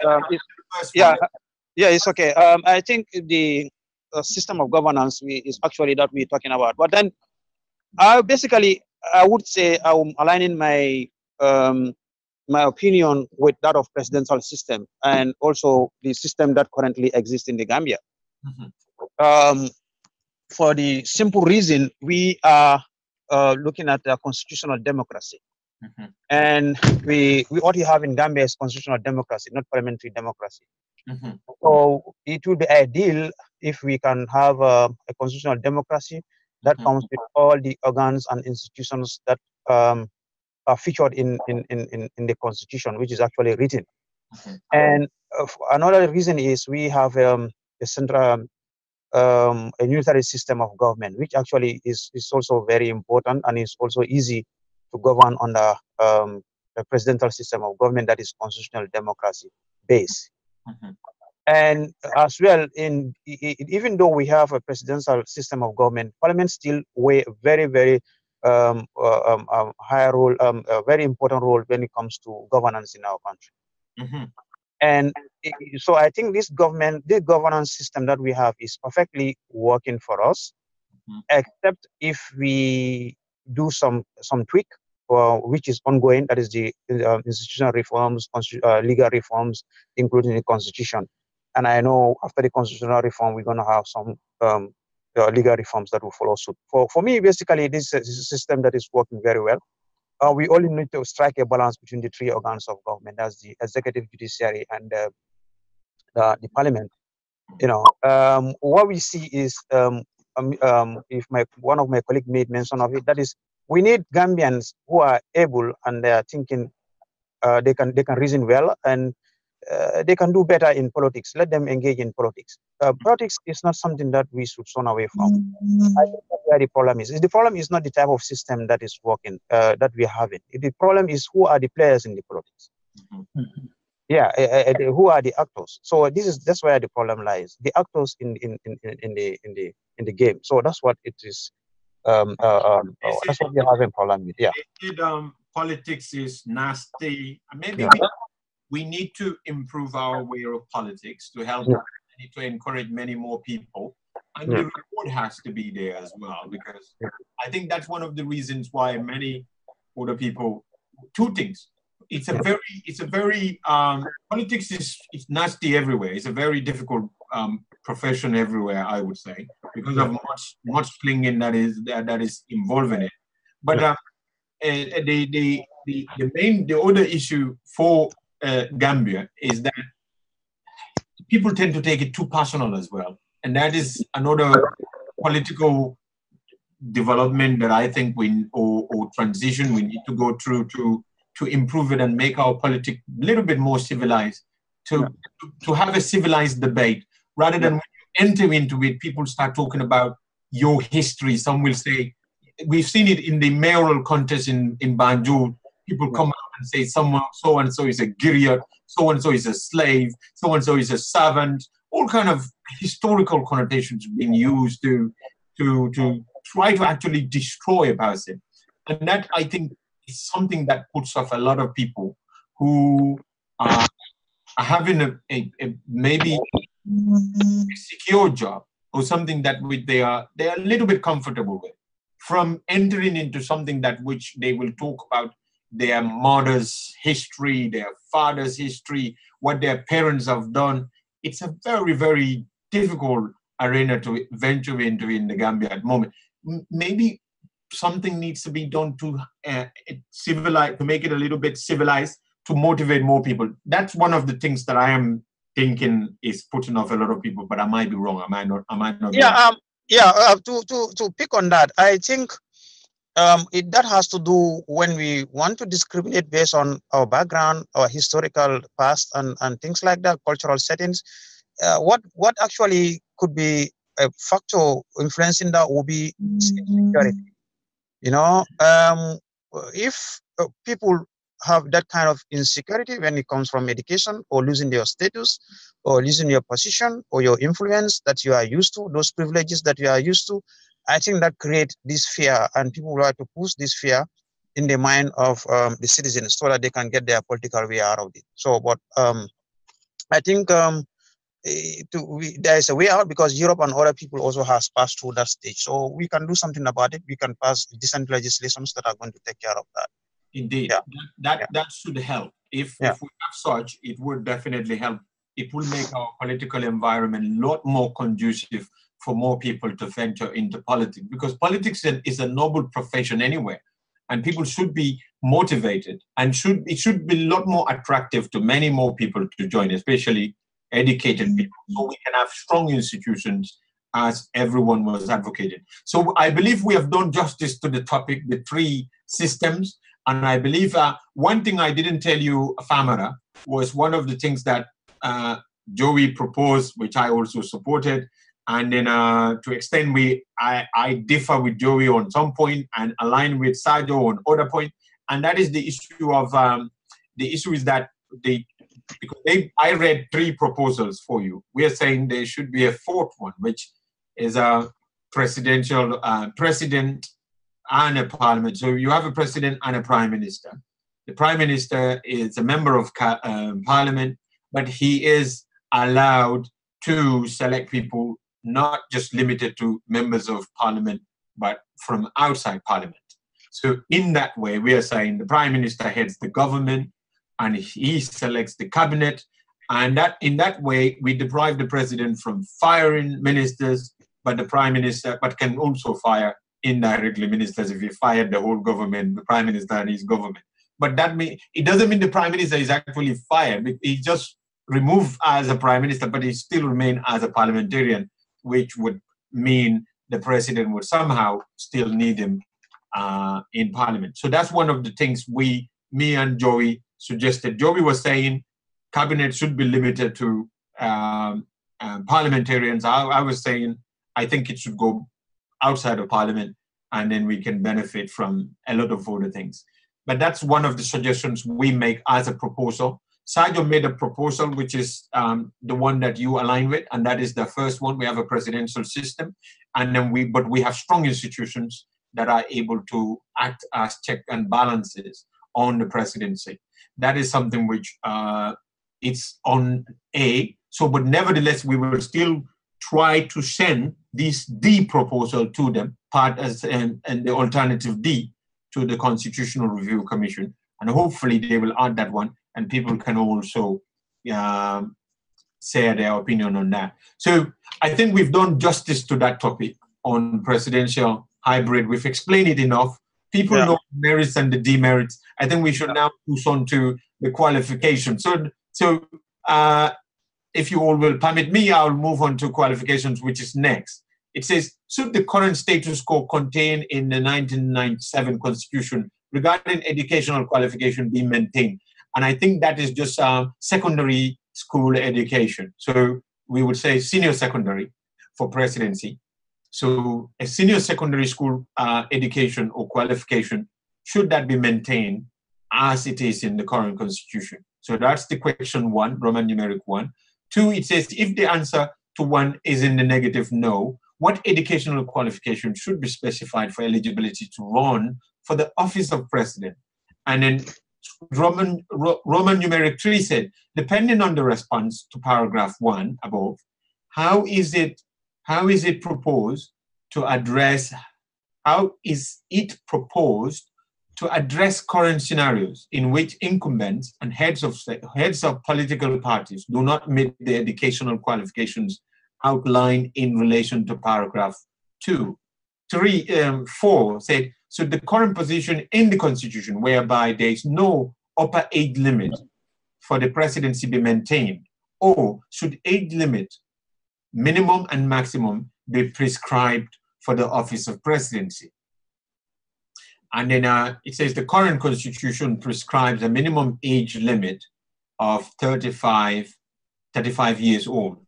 So in order for one to be a president, they have to be over 35 to be eligible to run for the office of president.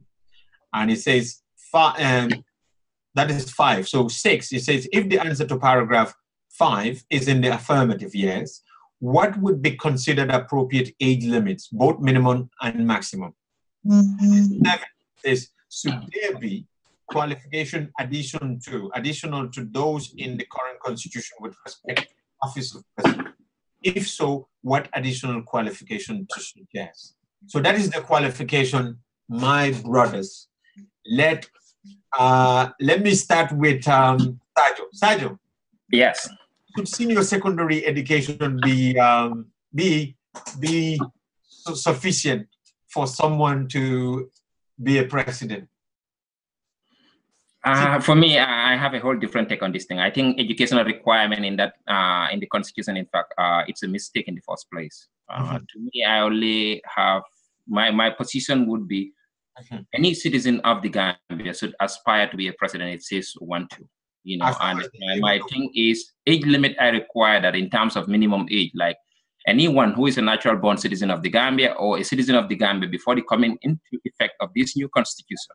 And then it's of the age of 35, ordinary resident in Gambia, let's say 5 years or 10 years, should be eligible to run for that office. And then it's left to the people to decide who they wanted to choose. If they wanted to choose someone who never even sit in a classroom despite competent candidate, that's the choice of the people. But you cannot ask someone the right to vote and be voted for. It's something that's a fundamental right. I cannot tell you can vote for me, but you can't be voted for because you did not sit in a formal education class. So that's my policy. I think that should be stricken out of the constitution. There should be no educational requirement. Indeed, indeed. I quite to an extent I agree with you on that. I think if it's not fair for someone to be voting for people when he is barred from asking that or requesting the other way around for the other people to also vote for him as a result of his lack of education or so. The other thing is that of recent, our people have been very critical in terms of our president's fluency in our official language. So some people have been very critical about that. And I don't know, what is your take on that? Should the president be actually fluent in what others will call a foreign language that is left with us since colonialization? What is your take on that? If they are fluent, so be it, good. And then if they are not, the only thing is, to me, as long as you can communicate to people who voted for you, is fine. And then if anything, I think Gambia, we can, by de facto, use English as our official form of communication without making it official. We could allow, business to be conducted in English. We don't actually have to make it the official language of the country. The US, English is spoken everywhere, but it's not the official language. They don't adopt it. It's not in the country. English is not the official language of the US. It is what people use to conduct business in, but it's not. But that's what, even. But under their immigration laws, they tell people to be. No, that's different. Naturalization is different. Someone who is a natural born citizen and someone who actually drives citizenship before the coming of the constitution is different. Now, because to naturalize and become a citizen, that's a privilege. So the Congress can set up laws that would require people. And then the requirement here is you must understand basic civic education and then simple reading and writing. And I can tell you from the US standpoint, every naturalization application that I set through, the only English they would ask you of read something like, what is your name? Or write, my name is this, or I work as a cashier. They don't go like, it's not like, writing an encyclopedia. No, 3-4 word sentence, period. Nobody give a damn. They just want you to be able to understand a little bit to transact, but it's not the official language. That's why anyone going through immigration proceeding or any other court proceedings, if you require an interpreter, the court must provide one to you. English is not the official language.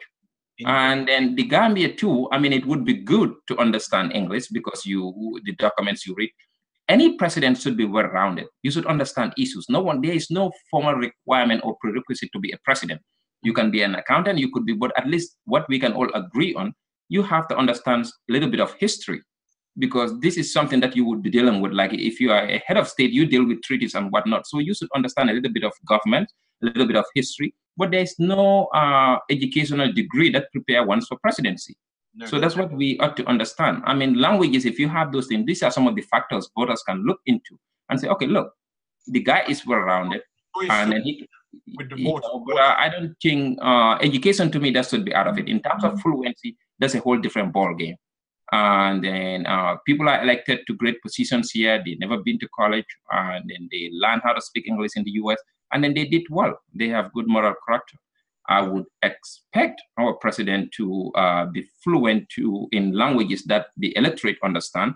And then if they are not fluent in English, I would expect them to recognize their own deficiency and then have to surround themselves with people that would help them. There is no shame or pride in, taking it as if, so that's what you have to understand. The ability to realize that this is my weakness. How do I work on that? Any leader who can recognize that, to me, you have my vote of confidence. I have no issue with that. Okay, great. So you're leaving that to the voters to decide on that point. Great. Yeah. Let me go to Joey. Let me get you, Joey. Yes, sir. Should senior secondary school qualification be sufficient for one to qualify to be a president? Well, the franchise, yeah. So you're not only giving the franchise for you to vote, you're giving the franchise to vote and to be voted for. Indeed. And if you are denied that right to vote, that right to be voted for, by virtue of not possessing something beyond school certificate, then definitely that's discriminatory. I think in the 1970 Constitution, it's a bit, wasn't as strict as we have now. Yeah. Be proficient in English language and be 30 years old. That was what was in 1970 Constitution. So do you think 35 years the eligibility years 35 is a bit too high? When you look at countries like Canada, they have a prime minister at the age of 30. You have but you see that's another issue. You're talking about a parliamentary system. In Canada, it's a parliamentary system. No, but France, Macron is about 30 or something like that. He's a young man. Yeah. Macron is. We have a very young population. Yeah. When I say about 60% of the electorate are youth. So it would be fair for us to revisit that area. Yeah. I think at age of 30, it's a reasonable one. It's a reasonable because one. At the age of 30, one would have expected that you may have done your. But now we have a university in the Gambia, we have all these polytechnics. You would have done something beyond a school certificate. Yeah. But I do not believe. I think leaving the threshold at school certificate is something which I support. What I find also unclear is that apart from being proficient in English language, what about being proficient with the other local languages? Yeah. That can also. Today we say Adam Abaro may not be proficient in English as we want him to be, but he's proficient in 4 local languages. Indeed, he's a master. And that is a very good record. If he speaks Sarahule, he speaks Fula, he speaks Mandinka, and he speaks Wolof fluently in all 4 of them, and he speaks them very well. Very, very well indeed. Very well. Yeah. And that is a very good asset. I am sure, I'm not going to be harsh on him. I know that Ushenudabo speaks Mandinka and Wolof. I don't know whether he speaks Fula. I don't know whether he speaks Sarahule. And you know, Joey, I was going to say Barrow has been holding press conferences in Mandinka. Yes. Been holding them in Wolof as well. And he's been doing it in Sarahule as well. The only thing is, if you don't have a translator translating it properly to other people, then the other people are left out in the country. And we're not like Senegal. Senegal, everyone is expected to understand and hear it in Wolof, and that's it. They don't do like we do. We the tradition we have in Gambia, when you have news in English, it has to be repeated in every other language. So all the major languages. So when we have, even when we are doing electoral counting, we will do it in English, Mandinka, Wolof, Fula, Jola, Sarahule. In Senegal, there's one lingua franca there, and that is after that, the rest of the other languages are done in other sort of like segment programs instead. So yes, that is, I think we we've been saying that our curriculum needs to be a bit radical. Yeah. Now I know we've started having local languages as part of our curriculum. I mean, it's something which we have to look at. I mean, today I wanted to be a president of the Gambia. I go to somewhere in Lower River or somewhere in the Upper River. I'm not proficient in Fula. You have to bring in an interpreter. I mean, how long do we have to get this? Why not start learning the local languages? You see? It would help a lot. The only way we learn local languages in Gambia now is if we actually live within that particular, or in an area where a particular local language is predominant. That is normally the best way. If you don't live in an area where a particular local language, or there's like people from Basse, for example, people from Basse naturally tend to speak 3 or 4 different languages. So that's one of the advantages people of Basse have. People in Banjul tend to be able to speak very fluent in Wolof, but they struggle with the rest. We, in the other side of the combos, we speak fluent in Mandinka, but we struggle with Wolof and the other ones I even mention it. People in Fonyi tend to be very fluent in Jola, and they also tend to be very fluent in Sose. But they also, just like the other people, the Kombongas struggle with Wolof. A lot of people from Fonyi also struggled with Wolof as well. And I would mention Kiang and the Jaras, they also struggle a lot.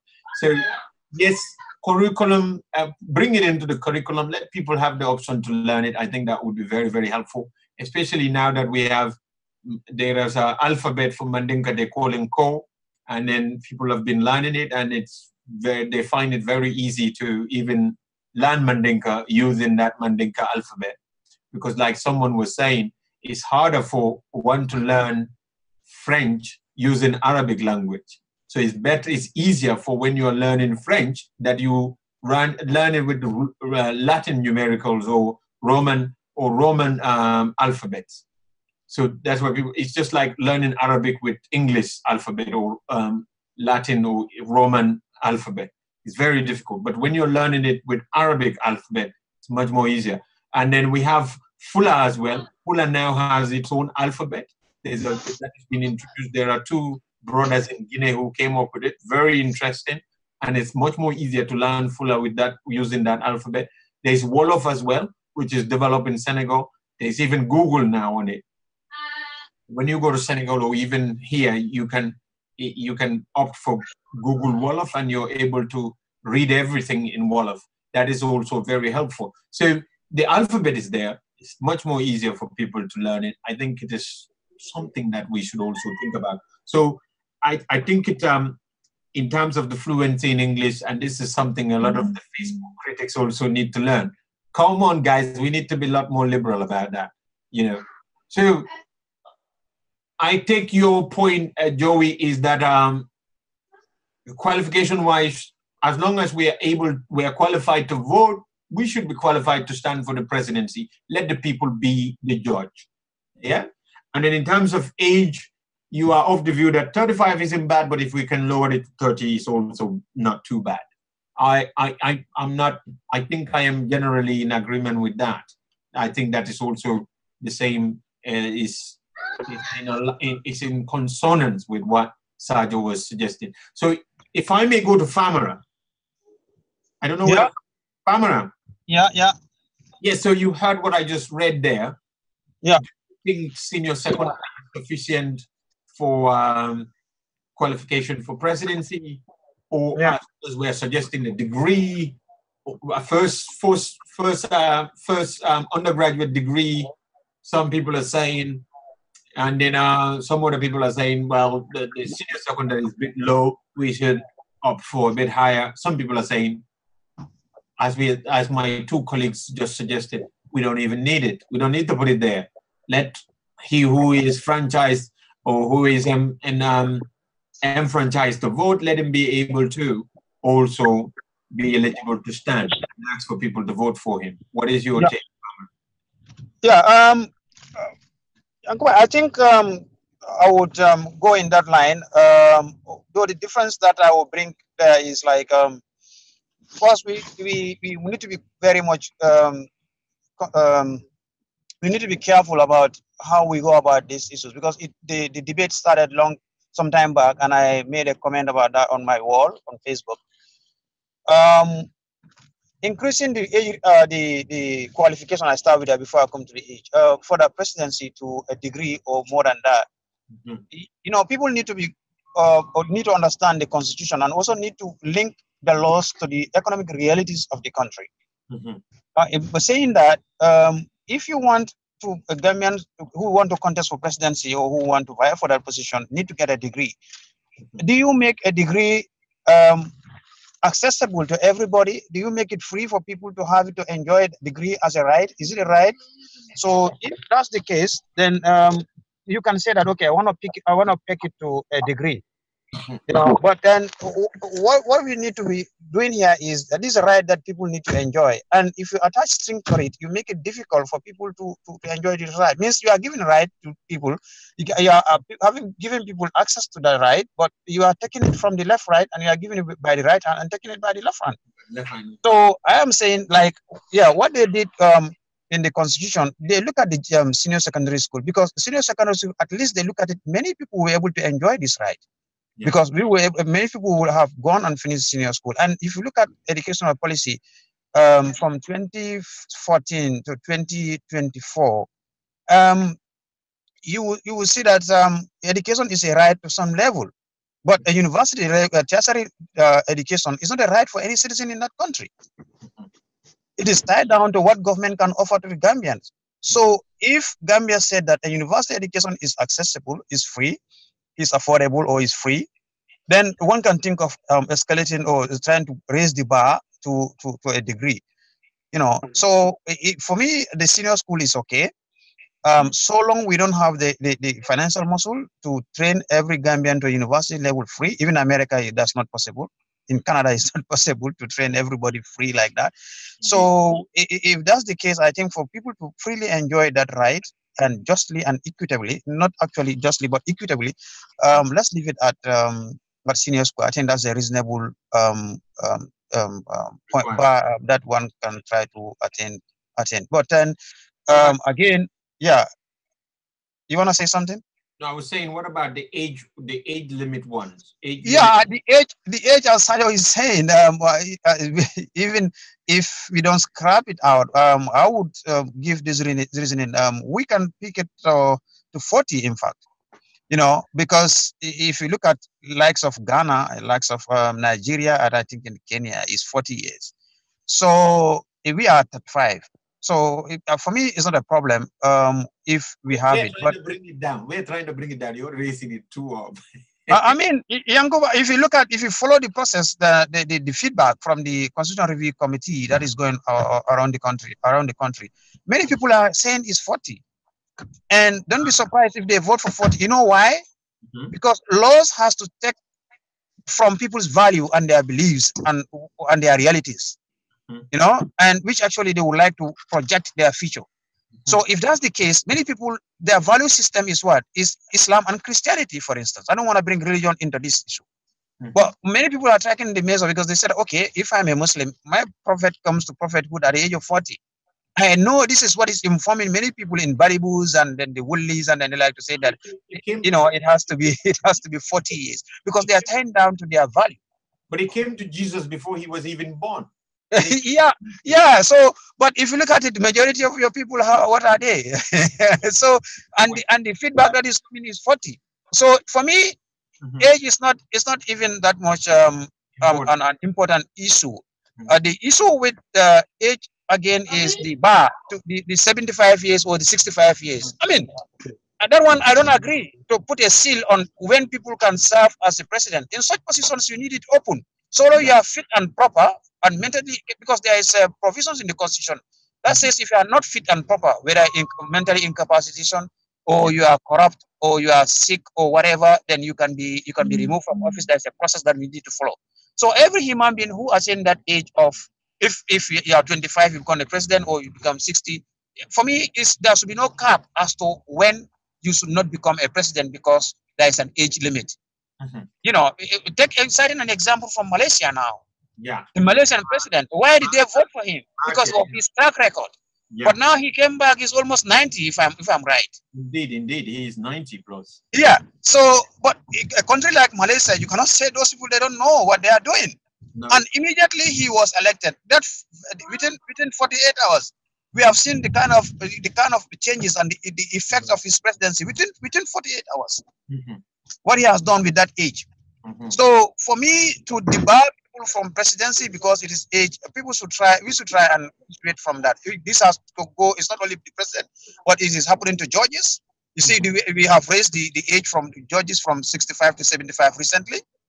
You know, because at the end of the day, if you want to tap on the prepared minds and intellects of your citizens, so you need to go for the season one. And these season ones are nowhere retiring.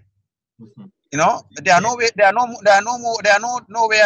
near to retiring. So if you lose them, you are just losing an experienced people, an intellectual crop of mind of people. So at the end of the day, you are losing as a state. So age is something. If you assign my opinion, if we have to put it there, we can put it at any level between 35 to 40 is okay. But we should remove the cap whether it should be 65 or 75. I agree with you, Farmer. I just want to let the viewers know that we have a lot to talk about on the presidency. We have election time limits that we have to talk about. We have disqualifications. We have a whole lot of things, declaration of assets, succession of the presidency, election to the office, removal of that. The presidency topic is quite broader than I thought it would. It's even a lot more broader. I thought we would be able to deal with it in this program today, but unfortunately, we have run out of time. We have literally 8 minutes, and I wouldn't be doing justice to my panelists if I keep them here for a lot longer than we agreed. They have already given us enough time. So I will just read the disqualification and let them have their take on that, and we can wrap it up at qualification. Next week when we come, we can look at the most interesting topic of presidential term. I know everybody wants a term limit on that. I want it, and I'm sure a lot of you want it as well. Let us have, because you look at it, we only have 3 presidents in how many years? 60 years of attaining independence in the Gambia. Come on, we can do a lot better than that. How many presidents had America had within that period? Or how many prime ministers other countries who are progressing had within that period? We have only 3. Only 3 ideas came to us within that 60-something years. So suddenly, or maybe it's less than 60, but I think it's almost 60 now, or 50-something, because Jawara is 30-something, 30 plus Jammeh 22, 2 years plus that. We are like almost 54 years. America had 5 presidents who came with 5 different ideas within that period. 5 different ideas. You wonder why they progress. We are still retrogressing or stagnating at one position. So we talk about disqualifications. Let me read it quickly. My brothers and comrades in law, Let me just read the disqualification. I don't want to keep you a lot longer than I'd already done. And I'm so, the viewers, everyone is indebted in gratitude to all of you. It's been so educative. I learned it so much. And I believe a lot of people are going to indeed be able to make an informed decision based on the deliberations we have here today. So let me read disqualifications. And I don't think we would disagree with many of the proposals here. So that will be a quick topic for us to wrap up. It says disqualifications. Should holding dual nationality disqualify a Gambian from running for the office of presidency? I don't think so. I'm not in agreement with that, but we'll hear what other people have to say. Should failure of not being ordinary resident in the Gambia for a prescribed period of 5 years be a disqualification point? And then 10, this is Roman numeric, so we continuing from where we left off on the qualifications. So I read 8, 9, and then 10. So 10 says, if the response to 9 is in the affirmative, yes, is the prescribed period of 5 years ordinary resident appropriate or too high? If it is inappropriate or too high, what period would be considered reasonable? And then 11 says, should compulsory retirement or termination or dismissal from public office, not related to criminality, be a disqualification for election to the office of president? These are disqualifications under the current constitution. So should compulsory retirement or termination or dismissal from public office, not related to criminality, be a disqualification for election to the office of president? These are disqualifications under the current constitution. That is 11. 12, should an adverse finding by a commission of inquiry, which has not translated into prosecution and conviction by a court of competent jurisdiction, be a disqualification for election to the office of president? This is a disqualification under the current constitution. Are there other justifiable disqualifications that can or should be added to those in the current constitution? So the current constitution talk about mental capacity, so where you lack mental capacity, where someone has gone completely insane, mad, the current constitution said that person should not be a president. And where the person has maybe gone sick to a point of not being able to run their own affairs, that person too shouldn't be qualified or shouldn't be able to run or should be disqualified from presidency. But my erudite and luminary panel and very educated panel, the question here is, should holding a dual nationality disqualify a Gambian from running for the office of presidency? I remember having a debate on this with a Gambian in the Gambia. He was strongly against Gambian president holding a different nationality or dual nationality. So that's a strong topic for some. But my take on it, and this is what I told him, and then I'm going to come to all of you, it's down to this. We don't have second-class, first-class citizenship like they have in the US, where if you are a second-class citizen, you cannot become a president. And we don't, in our constitution, holding a dual citizenship or nationality doesn't make you a second-class citizen. You are still the same class citizen as Gambian as you've been, especially when you're born. And the fears that the person had was that if you hold a dual citizenship of another country, that country will have influence on you. It's a fair point he made, and it's quite reasonable for someone to have fear. But if you hold a dual citizenship of one country, and then you rescind that or renounce that citizenship, that country, you're still connected to that country as you probably were before. I mean, for example, when you look at the UK context, you can renounce your citizenship and then you can go back and reclaim it. They have it in their system. It's in their immigration laws. I can renounce my citizenship. 5 years, 10 years later, I come back and write an application and say, I want to reclaim my British citizenship. You're still back to that British citizenship. So in those kind of situations, I don't know. But we will hear other people's view on that. And then number two, it's also, you have to look at the majority of Gambians who are in the diaspora are helping a lot of Gambians back home. And in order for them to be a lot more comfortable to work and take certain employments in this country, they have to be citizens. So in order for them to be able to help their families back home, I don't think you can question the patriotism of Gambians in the diaspora, because we live in these countries, we work hard in these countries, but you look at our income, half of it we send it all to Gambia.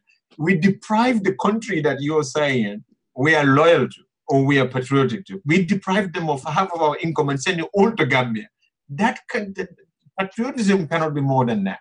So I think, and then number two, if it goes to the point that my colleague raised here, if you're going to franchise the Gambian citizens in the diaspora to vote, then what is the point of restricting them from also vying for positions simply? Because if you're franchising, if you're going to franchise them, you're not saying if you hold a dual citizenship, you're not going to be able to vote. You're saying as long as you're Gambian, you can vote. So the next question is, as long as you're Gambian, why then can't you be able to stand as a president? So my second point, the second part is that of the 5 years prescribed period, ordinary resident in the Gambia. Good point. Some people will say, if you have not resided in the Gambia for 5 years, you are completely disconnected with Gambia. Some people will say, no, you wouldn't disconnect with Gambia because we keep following what is happening in the Gambia.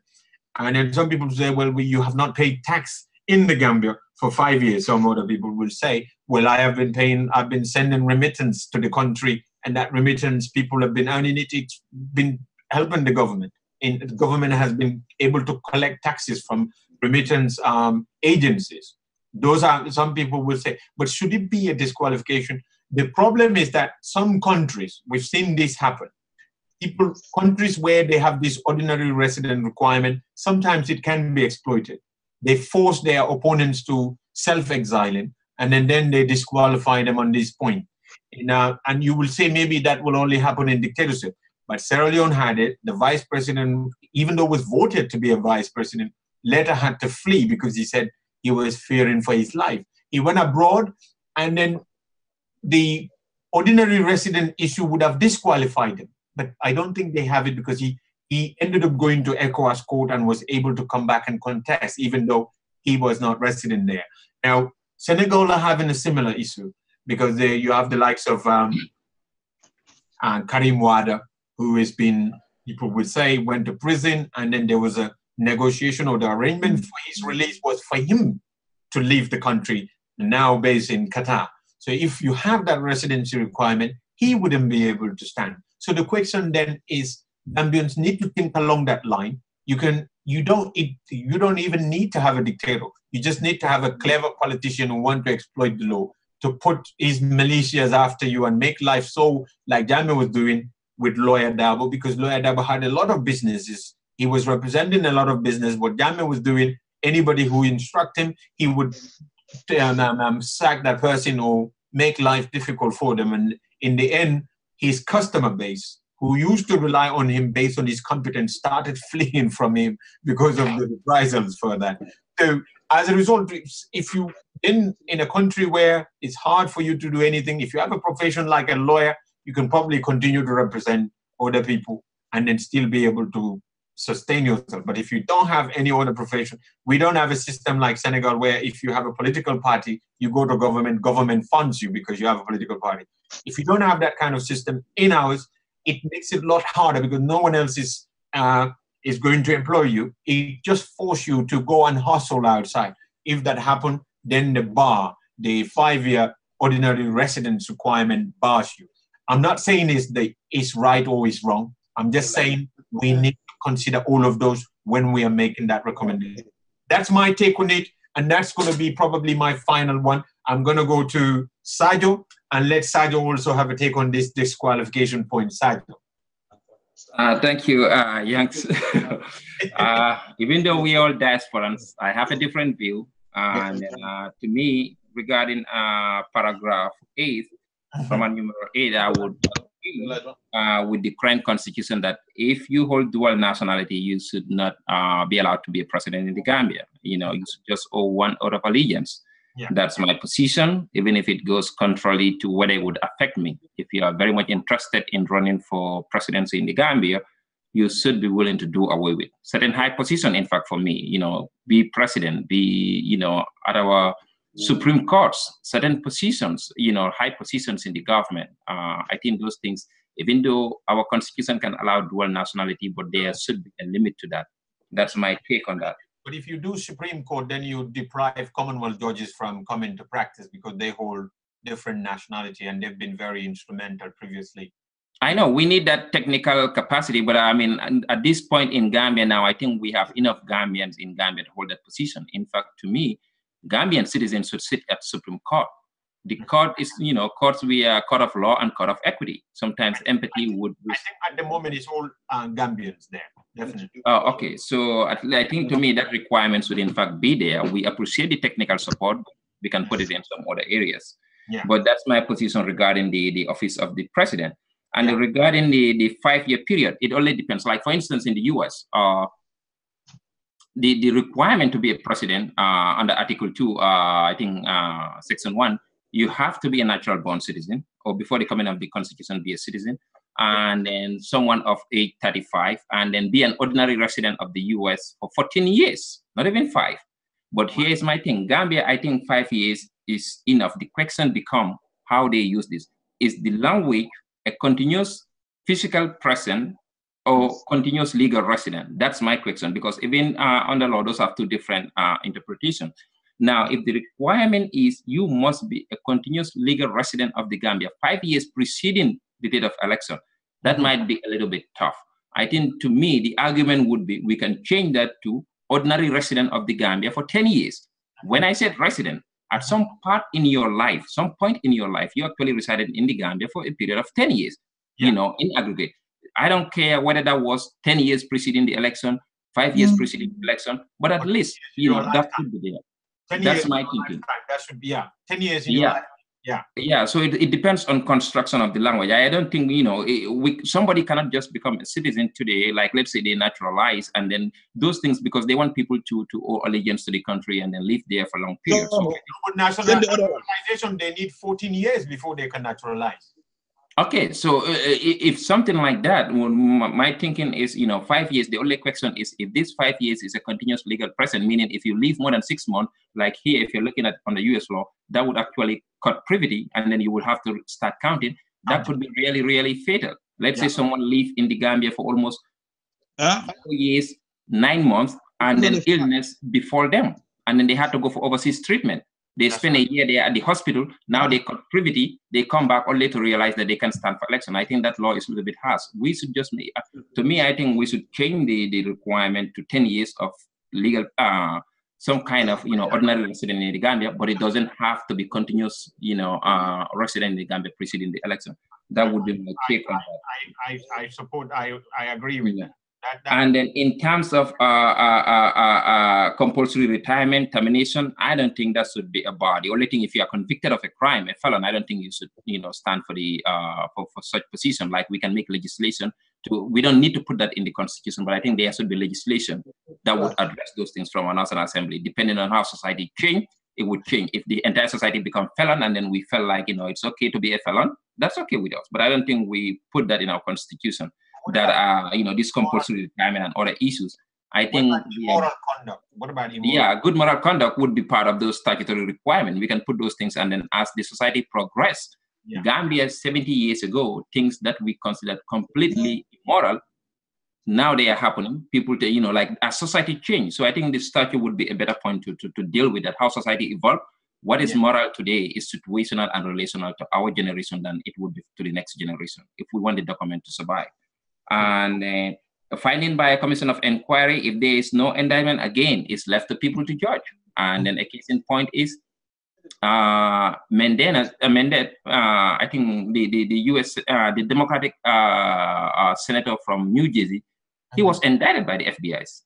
Of course, he was never convicted. And then he actually won this midterm. So it doesn't matter to me as long as, because if we wanted to believe in the Asian principle of, innocent until proven guilty, then we have to put those things. A finding by a commission, what are the standards? Was it by the preponderance of the evidence, or was it client convincing evidence? Was it beyond reasonable doubt? We don't know. It's just a commission of inquiry. So we don't know what the burden of proof is at that commission of inquiry. So to me, I'm a little bit troubled with that, to restrain that requirement. But if you get convicted by a court of competent jurisdiction, that's a different question in my thing. And then with these other factors, I think the statute should address those things based on how people perceive, the community and whatnot. That's how I want people to look at it. The US, the only thing is people, US, every citizen is the citizen. The only problem is the Constitution only put, they grandfathered people who were US citizens before the 1887 Constitution come into effect. The only provision is you must be a natural born citizen, and then accept that. Everyone, I know it kind of sounds, most people think of it like a second-class citizenship, but everyone enjoy the same privilege and immunities, but for that position of Oval Office, to be a president, you must be a natural born citizen. If you naturalize, you can be a vice president, you can be anything. You are not just ready to be a citizen, period. And then I think that's nationalistic in their view, in the sense that they wanted to protect that. I can understand that. In Gambian context, if the Gambia wanted to put such provisions to, I can understand, with some expectation that people who are in the diplomatic corps and other military officials or on government missions, regardless of where you were born, you are still considered as if you were born in the Gambia, just like how the US does it, because otherwise some people would not qualify or they wouldn't go on official mission. But we can put that provision, and then I'm all up for that. I don't think, if you're a dual citizen, you should run for it regardless. If we genuinely believe to, vie for Gambia and then we want to move for Gambia, we should be willing to let go of everything and then come and then actually enjoy there. But to me, it would sound a little bit dishonest of me if I'm a US citizen and then I'm a Gambian citizen, I want to run for president, and then they ask me to renounce my US citizen, but I was like, well, gee, I'm not sure, as if, I'm not sure this is what I want. You are either all up for it or not, because that's the highest office in our country, the most sacred office, the number one job. You should be willing to do away with anything if you genuinely wanted to help people. That's how I looked at it from that perspective. Indeed, I respect that point, though I disagree with it, but I respect that position of yours. So let me go to Joey, and then I go to Farmer on that. Joey, 5 years ordinary resident, dual citizenship, and then being convicted by or being found guilty by a commission of some form of misappropriation, as if, say, for example, the commission that the Jana commission we have now, but you are not prosecuted. You still, people will say, you still remain innocent until proven by a competent court flow. As we said last time, with regards to what were we talking about? We did mention something like that before, that I think we were talking about people in remand, like prisoners and whatnot. Yes, should be able to vote or should be able to stand for office. Yes, Joey. So, well, let's start with the dual nationality. Yeah. Joe Blocks was born in Gambia. Yeah. Mm-hmm. He goes to Nigeria. He acquires Nigerian citizenship. Mm-hmm. Now, Joe Blocks wants to contest for elections in Gambia. Mm-hmm. I think it's unfair for Joe Blocks to be denied that opportunity mm-hmm. to contest for elections in Gambia mm-hmm. just because he has acquired a citizenship of another country. Mm-hmm. Now, if Joe Blocks was born in Nigeria mm-hmm. and acquired dual nationality in the Gambia, mm-hmm. then the situation is different. Mm-hmm. My point is you're denying somebody his birthright. Yeah. Because he was born in the Gambia, mm-hmm. and you come over to the diaspora, mm-hmm. and whilst you're in the diaspora, you had an opportunity to acquire another citizenship, mm-hmm. which you've utilized for the benefit of your family. Mm-hmm. You should not be denied the right to participate in the affairs of your birthland. Mm-hmm. Right. Now, what's the other point now? You talk about... The point is 5 years ordinary residence. Now, 5 years ordinary resident, I think it's very harsh. Yeah. It's too much. Mm-hmm. I think I would say I'll cut it down to 24 months. Mm-hmm. 2 years. And you must have paid all your taxes. Mm-hmm. I think when you look at somebody like Henry Gomez, he was denied the chance of contesting the 2006 elections. Yeah, because he was in Germany, yes. Yeah. He was in Germany. I think that's very harsh. Mm-hmm. I mean, you could be in and out of the country, And I saw someone like Ablai Jawo, who wanted to be a mayoral candidate, and he was denied. Jawo, yes. The same with Bai Malewada as well. Yeah. I mean, I think it's very unfair that we pass these laws. This was done. Well, let's look at it, the whole thing. The constitution was basically written, or there were certain clauses introduced by the AFPRC ruling council to stop certain individuals from contesting. Because they were chasing everybody to exile. Because they were changing, because what happened was, if I say it mildly, the heavyweights like Bibi Dabo, Seho Sabali, all of them were out of the country. Yeah, and they would not be. To deny those people second bite of the cherry, they had to tighten up the constitution. Yeah. And that's precisely what they've done, the detriment of so many people. Yeah. Yes. And in essence, the other way to even look at it, it's depriving the country of the talent and the visions and ideas. Of course. Oh, yes, precisely. Yeah, because when you look at the United Kingdom, they don't have such restriction. You just have to wait, and then you can be the prime minister of the country. And whatever ideas you have, you can implement them and for the greater benefit of their country. So they have a welcoming system of welcoming people to come to the country and then vie for whatever office and then be able to provide whatever talent and whatever ideas that they have and make that their society a melting pot. I think in the future, even with our immigration, we need to be a little bit more attractive to other people to come to Gambia so we can, because we're going to need a lot of other people, experts in different parts of the world to come and assist us build a nation, make it much better. I think in that way, we need to be a little bit what Macron would call patriotic than nationalistic. Some of these things are nationalistic ideas that, you know, you got to have this and that. But go ahead, Jory. Sorry to interject there. Yes, so that, no, you didn't interject. I think what you said was you just added grease to what I've said already. Yeah. I mean, so basically, I think 5 years is too much. Yeah. I think within 12 to 24 months, which should be acceptable, provided you pay all your taxes. Now, as regards to the commission, now, as regards to the commission, that was in the I don't think it was in 1997 Constitution. I think they said it's currently in the Constitution. That's what that again, as I know, was a ploy, because you had the Banfo Commission, you had the Algali Commission. Yeah. So it was. And you had the Solomon Jai Commission. You had so many of them. Yeah. But those commissions were not binding because there was no report. In fact, you know, in the end, those commissions were just a window dressing.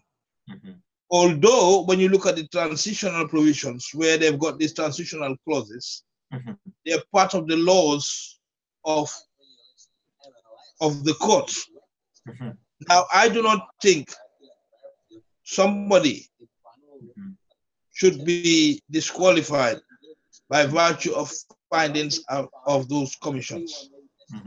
Some people, because what happens is they do not go to the proper due process of the law. That's my take. Okay. There's certain procedural irregularities which normally take place in these commissions. Okay. I thank you so much, Joey. I was going to say that I did promise 8 minutes, but I myself took 8 minutes, so I take it all the time. And let me go to Famara, and then we wrap it up from there, and then we say goodbye till next week, and then we come back. But we've already helped a lot of people. Famara, take on this dual citizenship, ordinary residents, disqualifications. Your take. Yeah, thank you very much. Let me start with the commission, then I will come to the dual citizenship, and then that's it. Because I have an issue with that bit of the commission of inquiry. For me, you can be barred from contesting as a president or whatever, position in the Gambia, when an adverse finding is made against you and you are properly convicted by a competent court of competent jurisdiction. Why? Because we know on what conditions commissions are set up and how they are set up. So a commission, basically, the members of the commission, we see they are selected by the president. And most of the time, these are single-handedly done. So the impartiality of a commission actually is greatly questioned every now and then, as compared to that of a sitting judge. So one, the selection criteria of a commission tells a lot about a tribunal. So when you set up an authority, a tribunal, how do you select people who administer the activities in that particular tribunal or authority? So if that, yeah? I'm not trying to, and I'm sorry for the interruption. I just wanted to say what Sadio and Joey were saying. Yeah. Is if you are not convicted by the commission, yeah, not by a competent court of law, your commission's advice finding alone shouldn't be sufficient as a bar. Yeah, that's what I'm saying, Yankuba. I said that is ridiculous. I find that one to be out of place. Yeah. Yeah, because I would basically not equate the findings of the advice finding of a commission. I would not equate it to a judgment that is coming from a competent court. Indeed. So for me, it's not like I don't respect the commission's finding or whatever, but these are recommendations. That's right. Yeah, even though it takes a form and manner of a court with powers coordinate jurisdiction of a high court, it's okay. But I'm not okay with a commission that is single-handedly set up by an executive branch of the government. Indeed. Or by the president. Indeed. So, and it's also an ad hoc. So the commission members are an ad hoc basis, and they can, when the assignment is finished, they go on their way. So they can always give their recommendation and findings based on emotions, sentiments, and whatever you can call it. So that, for me, I'm not okay with that. I think people should be barred when they are criminally convicted or they are found wanting by a court, and a court actually has given a very good judgment that, anyway, judgment very good or not good, but a judgment that is binding, and that's okay. So moving on to the moving on to the diaspora. I just want to gauge your opinion on something. Some people will say commission have parallel jurisdictions to the High Court. Yeah. So if the commission makes an advice finding, so then that way to a finding of a High Court. What would you do to that? Yeah, I know, but the coordinate jurisdiction, let people don't get it wrong. That jurisdiction is just, for me, is an administrative and authority, administrative convenience, and also an authority. Okay, and if you look at the commission, and then normally in our legal system, magistrate courts are constituted by mere laymen in your jurisdiction, but it is in the Gambia because we have seen qualified lawyers sitting as magistrates. So that's why for commission it's of a higher authority as compared to a magistrate court. That's why it is given a coordinate jurisdiction as that of a high court, so that appeals from the commission lies to the Court of Appeal. Any appeal that is coming from a commission of inquiry lies to the Court of Appeal, not to the High Court. So for me, it's a matter of hierarchy and also administrative convenience. So that is that. But if I say coordinate jurisdiction, it does not simply meaning that what makes a court makes would actually make a commission when it comes to impartiality, following the due processes, and then the like. So that's my take on it. But this is an opinion for it. It's a personal opinion. Yeah. So if you're okay with that, since we don't have time, I can move on to the diaspora. The dual citizenship issue. Yeah. I think we need to be careful as Gambians. Always I said this, we need to be careful. Our situation, if we want to compare too much with other people, we must always make sure that we strike a balance. We have a lot of Gambians outside Gambia, and we call them diaspora. These are natural born citizens of Gambia. What makes them to leave Gambia is a pull or push factor.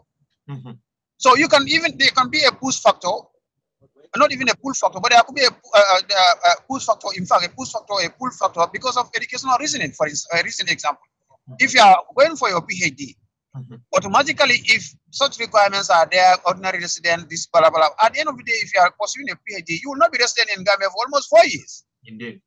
So, and you are out of Gambia not for any other reason but to acquire knowledge and skills to come back to Gambia and contribute effectively and efficiently.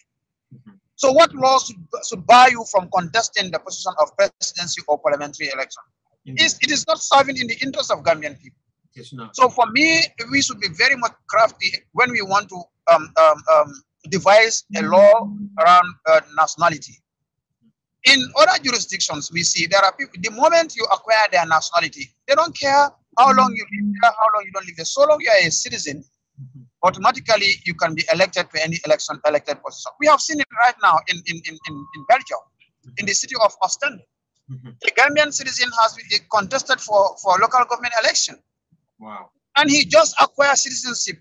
He just acquired his citizenship, not less than 10 years.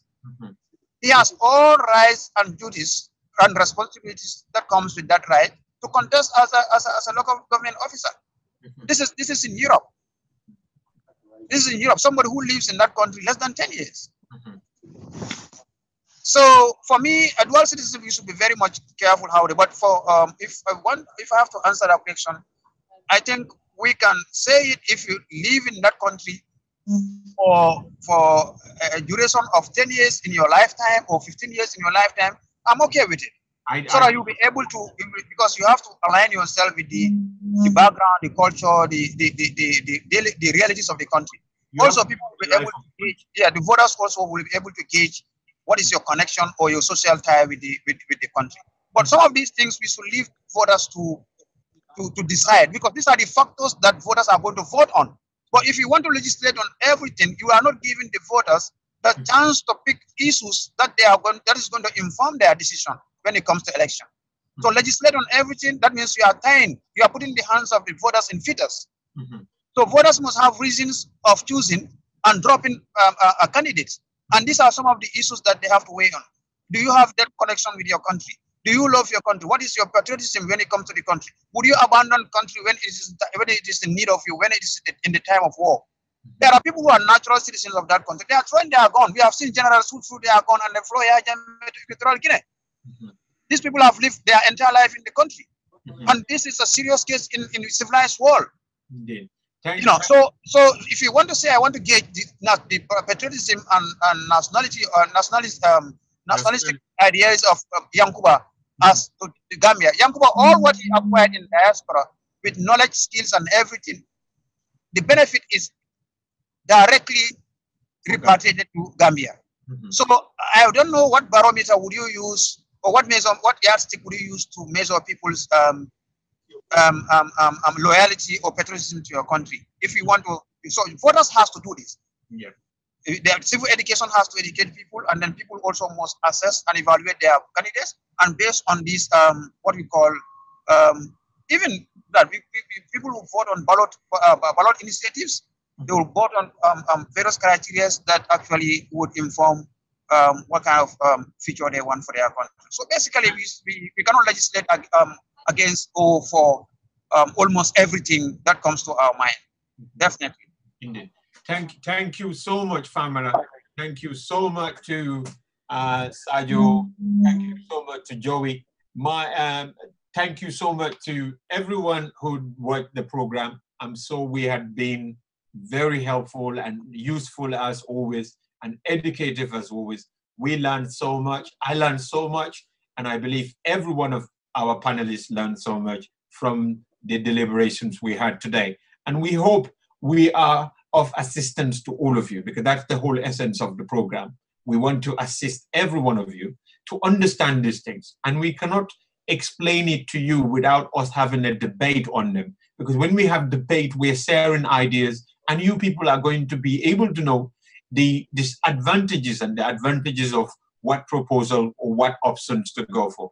I hope we have done justice to the topic. I am confident that we have, because we have the best, as I call them, the best heads to deal with it, because they operate or they practice in different jurisdictions, and they have experience from those jurisdictions that they practice, and also they know a lot about Gambia, and they're able to share their ideas. Sajo had been very helpful in US explaining some of the things that we don't have a clue about from the US jurisdiction. I said things from Britain. Joey said things from Nigeria and God knows where else. And then Famara is the same thing. So I'm hoping that every one of us now, from listening to the programs that we've had, will be able to know whenever we go back to these proposals, we will be able to know which one we would recommend or we would go for as a suggestion to the Constitutional Review Commission. I hope they too are listening. We ourselves are going to compile some of the things we have and the alternatives we're given, and we will send that to them as well. So next week when we come back, we can talk about election of president and the term limit of president. That is very, very important.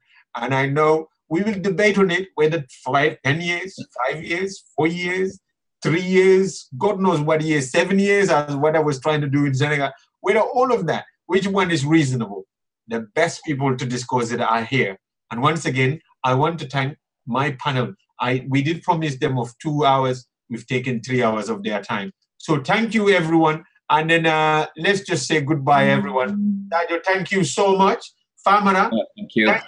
Thank you so much, Famara. And thank you so much, Joey. Thank you. Abaraka Bake. Abaraka Bake. Abaraka Joey.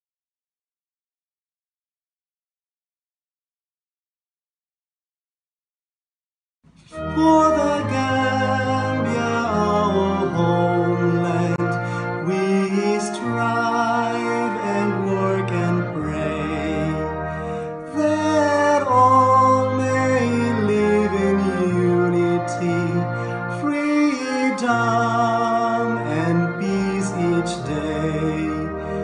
Let justice guide our actions towards the common good, and join our diverse peoples